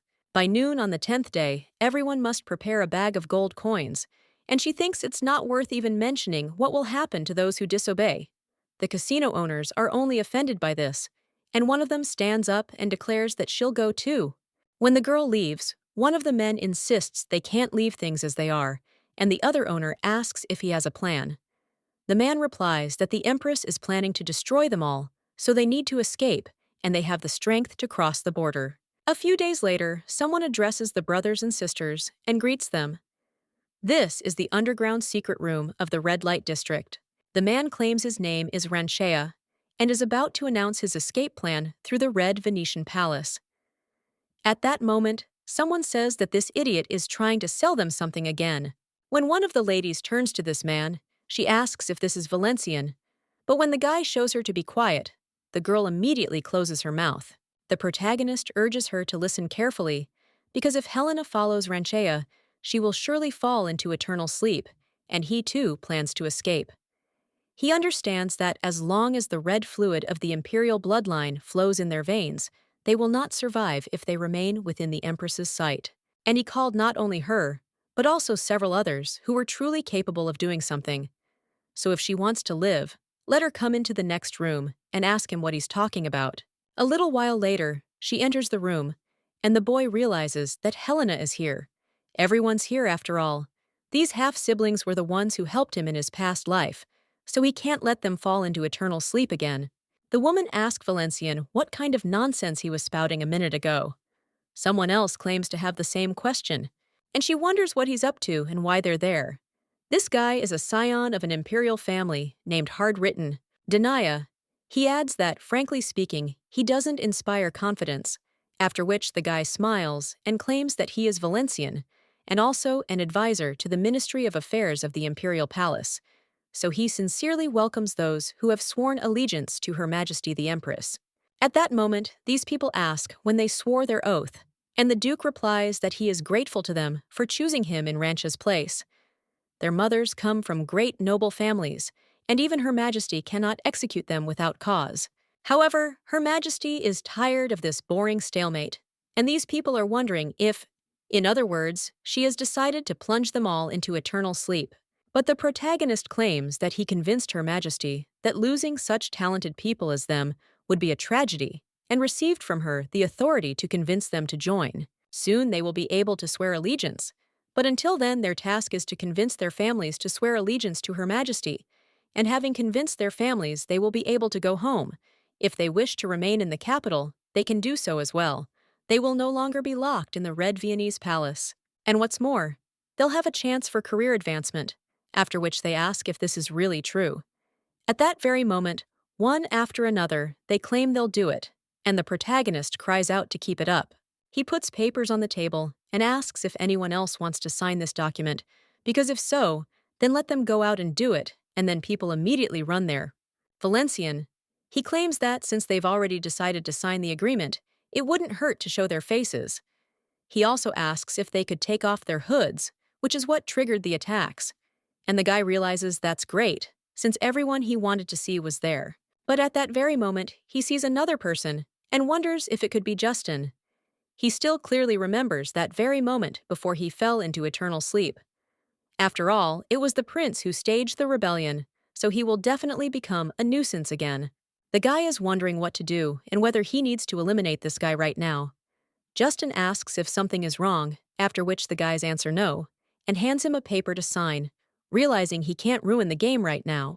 So we need to watch a little longer, because right now it's much more important to deal with Ranchia a little while later. The young man is already by the sea observing the situation there. He understands that this is a great escape of the Imperial Red Liquid, and that this has happened many times in his past life. Everyone's beginning is different, but the ending is the same. It all begins with a great escape, and Jillith will raise an army in the name of the throne, after which civil war will break out. In the chaos, the number of demons and corrupted creatures will multiply, and the Queen and the Republic will rise up against the Empire. The boy understands that chaos will erupt again, just like in his past life, so today he must nip the seed in the bud. The young man approaches Tentia, and when she responds, he asks if she will stop him if he decides to plunge all his half-siblings into eternal sleep today. The girl remains silent for a moment, after which she asks His Highness not to make her think about such things as it's too tiring. The woman also says that in any case, with her modest abilities, she can. But then she interrupts and asks if he himself didn't say that. With the red liquid comes both rights and responsibilities. With so many heirs to the emperor, the great purification was only a matter of time, and it is a kind of law of nature that cannot be excused. The boy then thanks the girl, but at that moment he notices a cart. He immediately runs out onto the road and, pointing his sword at the cart, tells the driver to stop, and the man immediately stops the horses. After which he gets down from his seat and screams that the guy has really gone crazy and scolds him. But at that very moment, Tentia, he tells them to stop because they received a report about the import of prohibited goods. So an inspection needs to be carried out, and they are asking for cooperation. The man asks what kind of inspection they're talking about, and the other workers ask what's going on. Tentia turns to His Highness and claims that if they check every cart, they'll miss the rest of the fugitives, to which the man replies that she's right.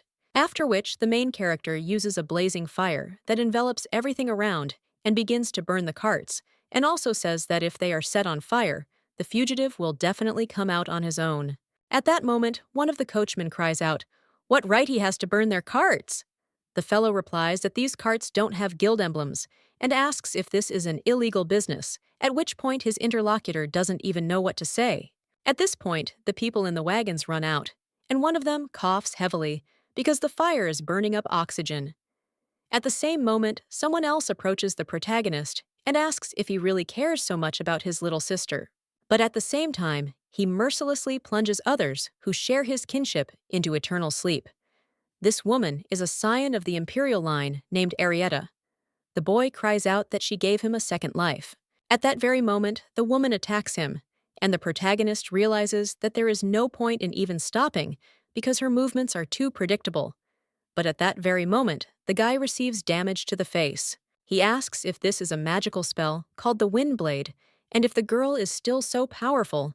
The lady replies that her father was the late emperor, and that her mother's veins were filled with the red liquid of Shilfa, after which she screams out that the guy isn't the only one with the imperial red liquid flowing through him.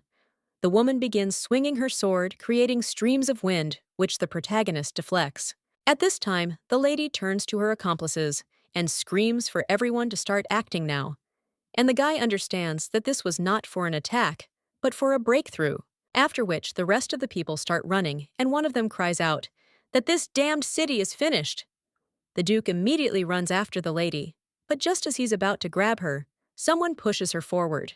It turns out to be Rancha Arietta turns around, and while striking screams at the boy to continue to protect his sister and never regret his choice, and she no longer wants to live under the oppression of this tyrant.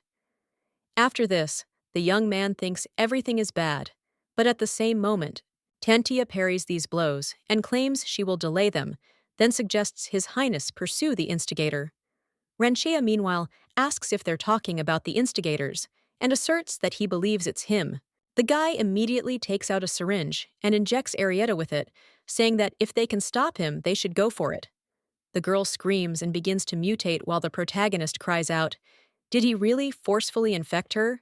Has Ranchea crossed the line?" The blonde then runs away and asks if Valencian has gotten used to the infected, yet he simply has to survive again. The protagonist then merely smirks before something impales the monster. Ranchea turns around in surprise, and the protagonist shows Rudy, who's standing on a nearby tower, that she's a good girl. The monster, meanwhile, is about to attack Valencian again, but Rudy shoots at it again, wondering how this creature dares to attack its master. After the girl fires a few more shots, she notices the cannonball and deftly pierces it with one shot. Ranchea, meanwhile, jumps onto the ship, and when the Duke notices this, he realizes he's too far away and cries out to Rudy. The girl immediately turns to the guy and shoots him, hitting him square in the eye. The protagonist says it's great, but when he runs up to where Ranchea should be lying, he realizes she's definitely hit him in the head, but he can't see the body. Tentia shocked turns to His Highness, but the boy replies that Ranchea has disappeared, having escaped into the sewers that lead to the canal. The lady asks what to do now, but at that moment, the protagonist removes his cape, after which he claims that he will catch up with him, and this guy will come out through the exact pipe, shouting, "So let her go there," to which the woman replies that she understands. Valencian understands that. Before his reincarnation, Ranchea was also a problem when escaping, so he knows where the guy's headed. A little while later, the protagonist surfaces and sees Ranchea sitting on the shore. He asks if it's funny. After all, he accepted the ancient power, but it didn't instantly become stronger, to which the main character replies that this is exactly how it is, because it's an infection and not really effective. So why did he do it at all? His interlocutor replies that he knew perfectly well what he was getting into, and wonders if it needs explaining. Valencian claims that he also lost his family, to which Ranchea. He replies that yes, and he lost his brother, sister, mother, and everyone he had. Because they were on the first prince's side, he would definitely take revenge. Meanwhile, the protagonist begins to use fire piercing like a needle and directs it at Ranchea, telling him not to be led by hatred. Let him behave as befits a member of the imperial family. The operation is needed for something he can see, touch, and count. After all, they were born to live like this. At that moment, the man is about to attack, but the protagonist deftly cuts off his extra limbs. But Ranchea says what a fool he is. He'll simply infect the remaining body and recover.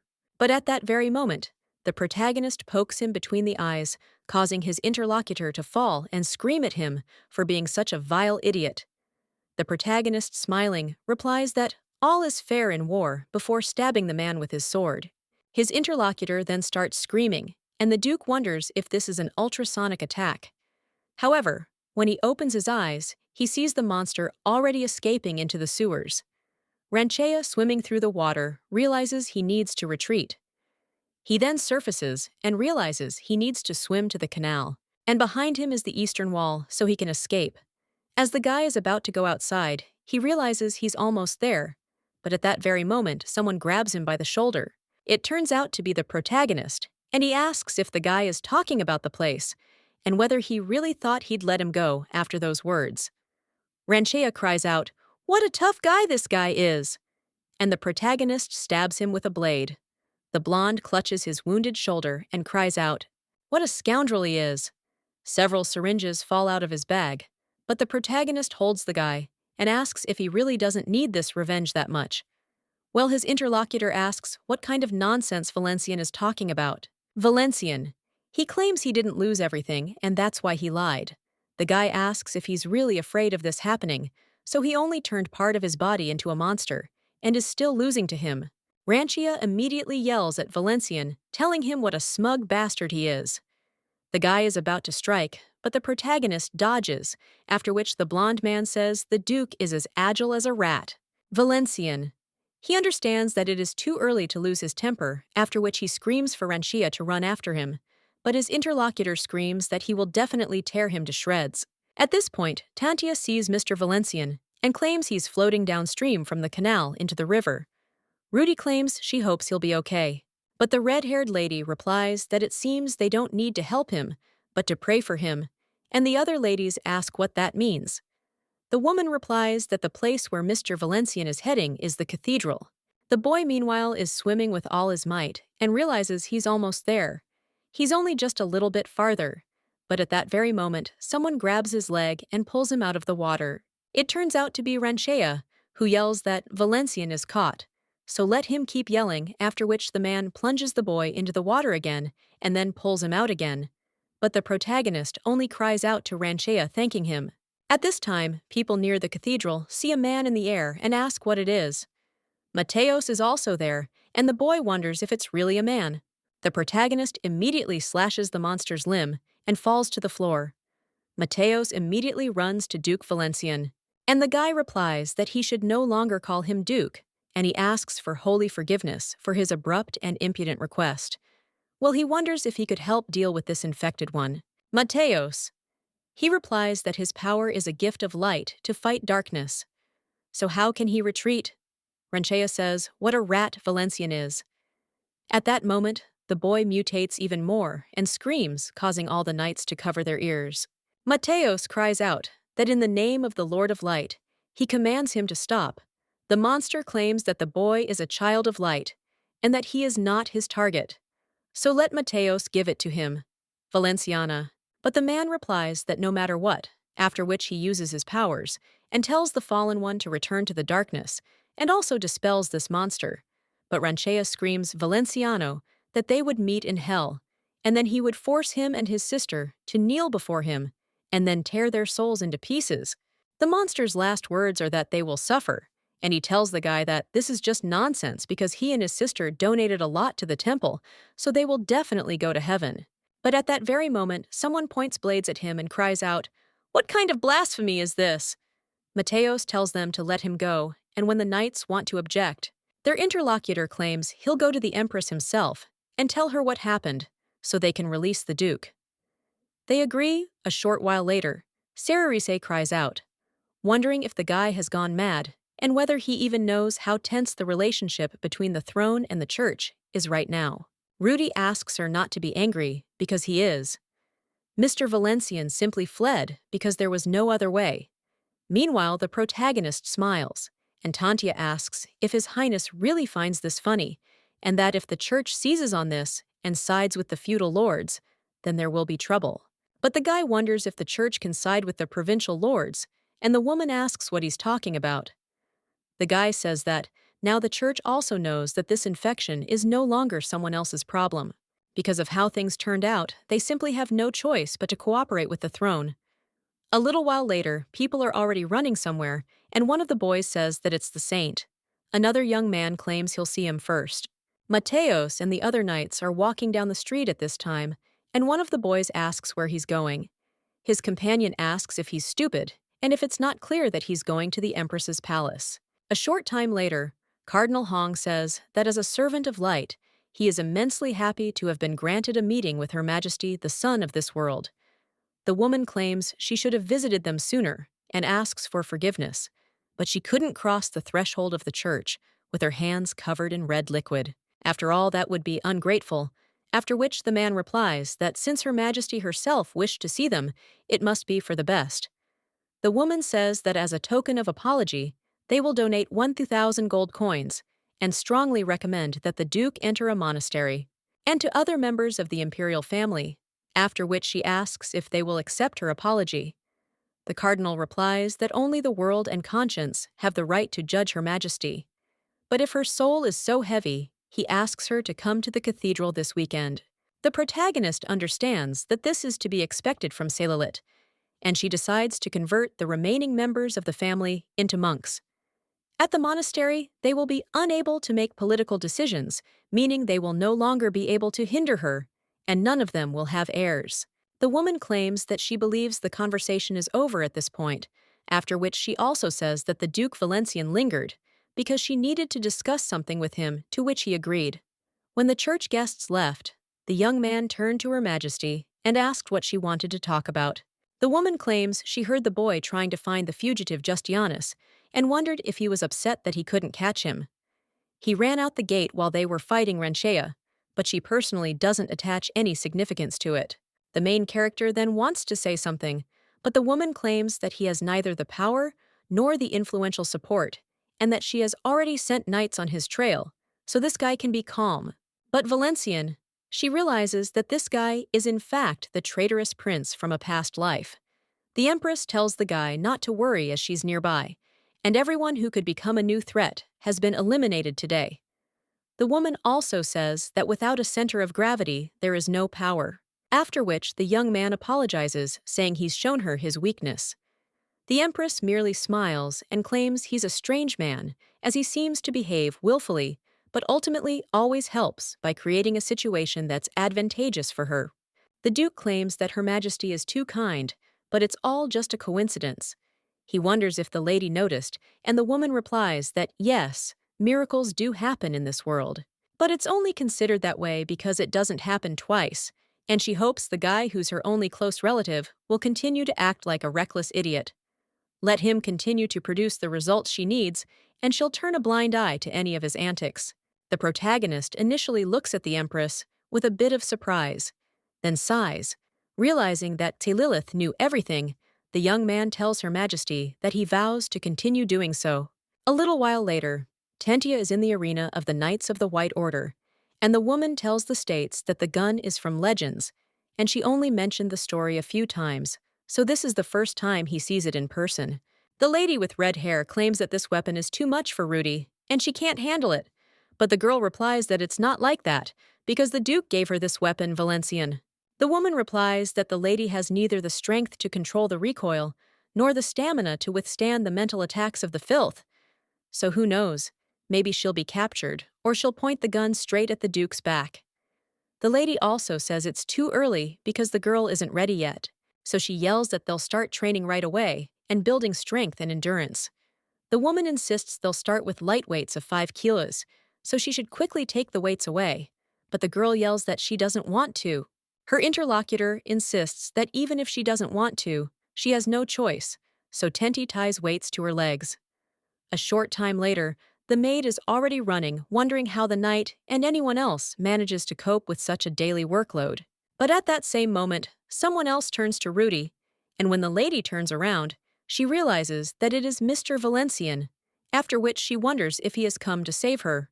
But the guy just smiles and replies, "No, he was caught too." The girl, looking at his legs in shock, asks how much those weights weigh. A short time later, the two are already lying exhausted on the floor, Tentia. He claims it's excellent since they both did a fantastic job.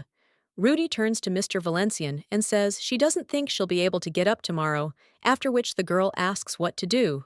But the man replies that no, and asks what about an interview, after which the girl screams out, "What interview are we talking about since she is not going to get a job anywhere?" The Duke replies that she's not going anywhere, and that she's the interviewer.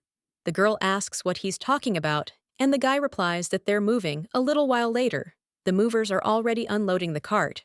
Someone claims that most of the cargo wagons have already arrived, and Her Majesty is concerned about the Duke's behavior, so he will remain under constant surveillance for now. The man replies that yes, and he understands, so that's what they'll do. The manager explains that the budget for this country residence is under his control, and that Her Majesty also expresses concern about the excessive extravagance of the imperial family. But the Duke immediately replies that he understands and turns his attention to the carriage. The manager cries out to his lordship about how much booze there is and asks him to maintain his dignity. But at that very moment, he sees another carriage, and when he peers inside, cries out to his lordship, "What is this?" Members of the imperial family are supposed to set an example of modesty and not indulge in excesses, but when he looks at the smirking Duke, he asks if he's even listening. Then he sees another carriage and opens one of the chests inside. He sees romance novels and cries out to his lordship Valenciano. The young man says there's no need to worry and hands him 10 gold coins. The manager asks why the gentleman is giving them to him, and the young man points to Rudy and confirms. He appointed her as the mansion's head maid and wanted her to be the sole manager of the place. To do that, he needed to transfer all rights to the budget to her, but he was against it, and then he'd have no choice but to drown his sorrows in the entertainment district. There, he'll naturally spend everything he has, and the entire mansion budget will flow directly there. The manager then says fine, but insists that the Duke must check the final reports, to which he thanks him for his understanding. The manager understands that he can't let the estate go bankrupt. Meanwhile, the Duke turns to Rudy and says that, for a first-timer, she's doing just fine. The girl turns to the master and says that every one of her colleagues dreams of having a good employer and becoming a senior maid, so she has achieved both goals and is now truly happy. The Duke asks if she knows how to do accounting, because if not, he can show her, and the girl says that he used to study accounting and asks if he still remembers it. The guy then asks if he's studied accounting, but then says it's unimportant, and that to create a black cash account, he needs to cut some of it. The lady, shocked, then turns to the gentleman and snatches the accounting records from his hands. A little while later, a young man enters one of the rooms and declares that these are now his quarters. He lies down on the bed and says it's so soft. The maid opens the window and claims the lighting. There is better than in the palace of the Scarlet Oriole, and the garden there is simply delightful. But at that very moment, someone knocks on the door and claims an order has arrived from Her Majesty, so he asks permission to enter. When the servants enter, one of them announces that the Empress conveyed this to him. The guy opens one of the suitcases and realizes it's Aquatech and it's finally been developed. He reads that the liquid armor called Aquatech absorbs directly into clothing and that he should always wear it over his clothes. It's easy to use. Let the guy simply hold it to his clothes and it will be absorbed like regular water.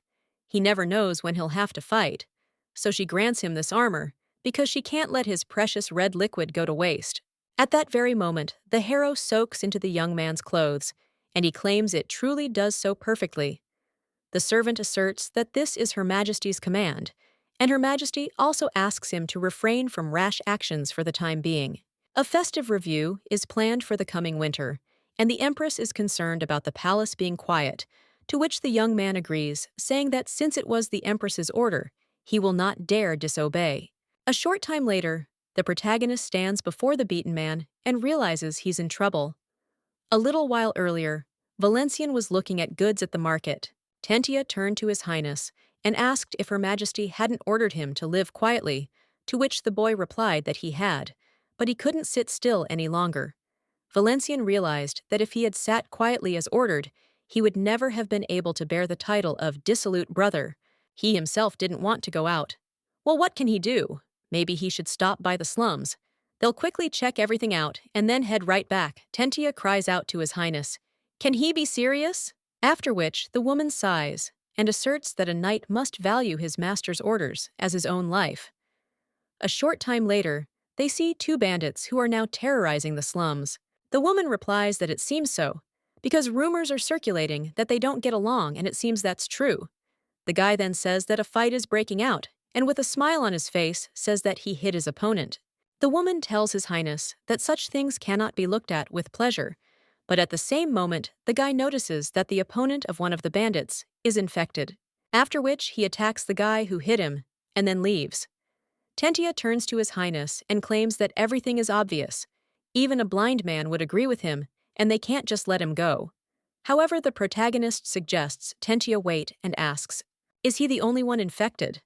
The guy thinks that he certainly isn't, so catching him alone won't be enough because the weeds need to be pulled out by the roots. But at that very moment, the young man remembers that Her Highness had ordered him to behave quietly, so he does not understand how he can deal with this by simply remaining supposedly wild, and things are bad. After which, the Duke suggests following this man, and the woman screams in shock to His Highness, and a little while later, they find themselves at the base of a gang called the Necklace. Valencian claims that it appears to be their lair. When they approach, the boy notices that the man has come back out, but he doesn't understand why. His interlocutor claims that the leader is waiting for the Duke on the top floor. The main character asks him what he is talking about, and a little while later, the guy is already going to the top floor. However, when he sees the leader, Tony is very surprised. It turns out it's the same girl with one leg, and the lady claims they haven't seen His Highness Valencian in a long time. She asks forgiveness for not getting up, as it's hard for her to get up. The girl claims her name is Cornell, and that she is Vitonic's daughter, but she has no last name. The guy realizes that this girl is in fact the leader's daughter. He also asks if she's the gang leader, to which the lady replies that she is. Her interlocutor asks how she knew he was coming, and the girl replies that there's a wonderful view from there, and you can see a lot. Valencian says her minions don't look like ordinary people, and are in fact infected. The girl replies that they are, and that they use the power of the ancients. They recently discovered a certain liquid in the canal, and realized it grants great power. The protagonist realizes that this is the infection inducer that belonged to Ranchea. The man says that if everything Cornell says is true, then she is the heir of the ancients, using the powers of corruption to rule the slums. According to the laws of the empire, all followers of the ancients are sentenced to death by burning. The girl replies that she serves the one who bears the face of the wolf, and whose name is Amun. The boy understands that this is the deity of the northern warriors, and he takes the fallen with honor to his world, where he receives them with honor. He never opened a demonic portal, and is considered a benevolent god. The girl claims they don't distribute drugs. On the contrary, she gathered the guards from the pleasure district and helped them quit using drugs. This caused them to conflict with other groups, which is why they used the serum. They are now helping settlers, and those displaced by crop failure in the east, and the orc invasion in the west, finding them work. The girl turns to His Highness and asks if she's truly deserving of eternal sleep. The young man realizes he has no answer, and insists that they must destroy the remaining ampules, as they are truly dangerous, so if she hands them over, he'll let her go. The girl agrees in response, and hands over her purse, after which the protagonist says that anyone who has ever received an injection can no longer be controlled, even by their own mind, so he would recommend putting them into eternal sleep. Cornell, smiling, insists that she'll take this into account, and thanks him for the warning. As the protagonist leaves, he realizes that she's a very smart girl, and despite her young age, she's managed to bring order to the entire slum area. But it all makes sense, only if she survives. A little while later, one of the ladies' charges asks the captain why she hasn't given them injections, considering it's been over a week.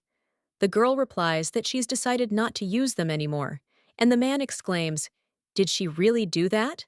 Without discussing it with them. It's not she who's going into battle, but they. Then the lady claims the substance is too dangerous, and there's no need for it anymore. The man realizes their captain is just a child, and one without a leg to boot. He only followed her for the injection, so what's the point without it? Her companion then claims he needs the injections and then screams for her to give them to him. After that, he loses his temper and prepares to attack her. The girl claims that she knew it would come to this, after which several people in black suits come into the room, and the man screams, "Is this really an assassination squad?" The lady points this out to the guy and tells him to get rid of him, after which her charges do just that. The girl also claims she didn't give them injections because they make the body bulky and sluggish, and it turned out to be an excellent decision. One of them tells Miss Cornell that thank the gods she's safe. He also claims that everyone who received the injections has mutated and asks what she'll order them to do. The girl replies that they should keep their distance from the roof and eliminate them with spears, and that survivors are not needed. But at that very moment, one of the lady's servants turns to the mistress and shouts for her to look outside. When the girl does so, she sees mercenaries from other groups there. The girl immediately orders them to take the wounded and the safe and retreat to the secret base. But he asks what about the lady, to which the lady replies that she has business, so let them hurry. The mercenaries, a little worried, say they understand and ask Mrs. Cornell to be careful. The men understand that with such a leg, she's a liability. So even if they survive being captured by the enemy and sent into an eternal sleep by her grandchildren, isn't the best option. So it's better for her to do everything herself. But just as the lady is about to do it, someone asks if she needs help. It turns out it's the main character, and the lady wonders if it's the Grand Duke of Valencian. The young man wondered if she really thought he'd just take her word for it and leave. After all, he had to make sure she truly served the good Amun and hadn't succumbed to the infection. The lady cried out to his lordship that it was too dangerous out there. But as soon as the girl looks out the window, the guy tells her not to worry, because lowly parasites and mercenaries are nothing compared to a knight of the Platinum Order. He also extends his hand to the lady and asserts that she is smart and probably knows a lot. After which, the guy also claims that he has proposals for her and asks if she would like to work with him. When the lady looks at his hand, she sees a ring there. A little while later, the Empress asks what the outcome is, and the guy replies that they cleared out all the empty bases and cleared the land in the abandoned neighborhoods. Those who are looking for work were offered places in the reconstruction project, and the hungry were given rations. Those who show signs of infection are sent to church for purification. Cornelius is in charge of all this, and the girl has taken everything upon herself. A ring of lightning is her aid. Created by Ceres, the Empress says that thanks to this, the slums restoration is going well, and asks why he chose this girl as his local assistant. The guy replies that, first of all, it's because abilities, and besides, she serves Amun, which means she won't succumb to infection, and she saw how her father plunged into eternal sleep, so she won't be drawn to substances again. And despite serving Amun, she doesn't pose a combat threat on her own, as she depends on the ring he gave her. Therefore, this girl will be unable to betray the Empire or cross the line, and the woman wonders if this means he's put a leash on her. The Empress also says she understands, and that it's a smart decision, and the protagonist bows and claims His Highness is flattering her. The woman insists that she can't leave such an intelligent man alone in the capital while she's away, because what if he becomes the one? The protagonist, shocked, asks who the rebels will follow. The woman insists that's why he'll go with her on the New Year's expedition. And the guy asks if this is really true, after which he realizes that before only Jillith always went there, but now she really takes him with her.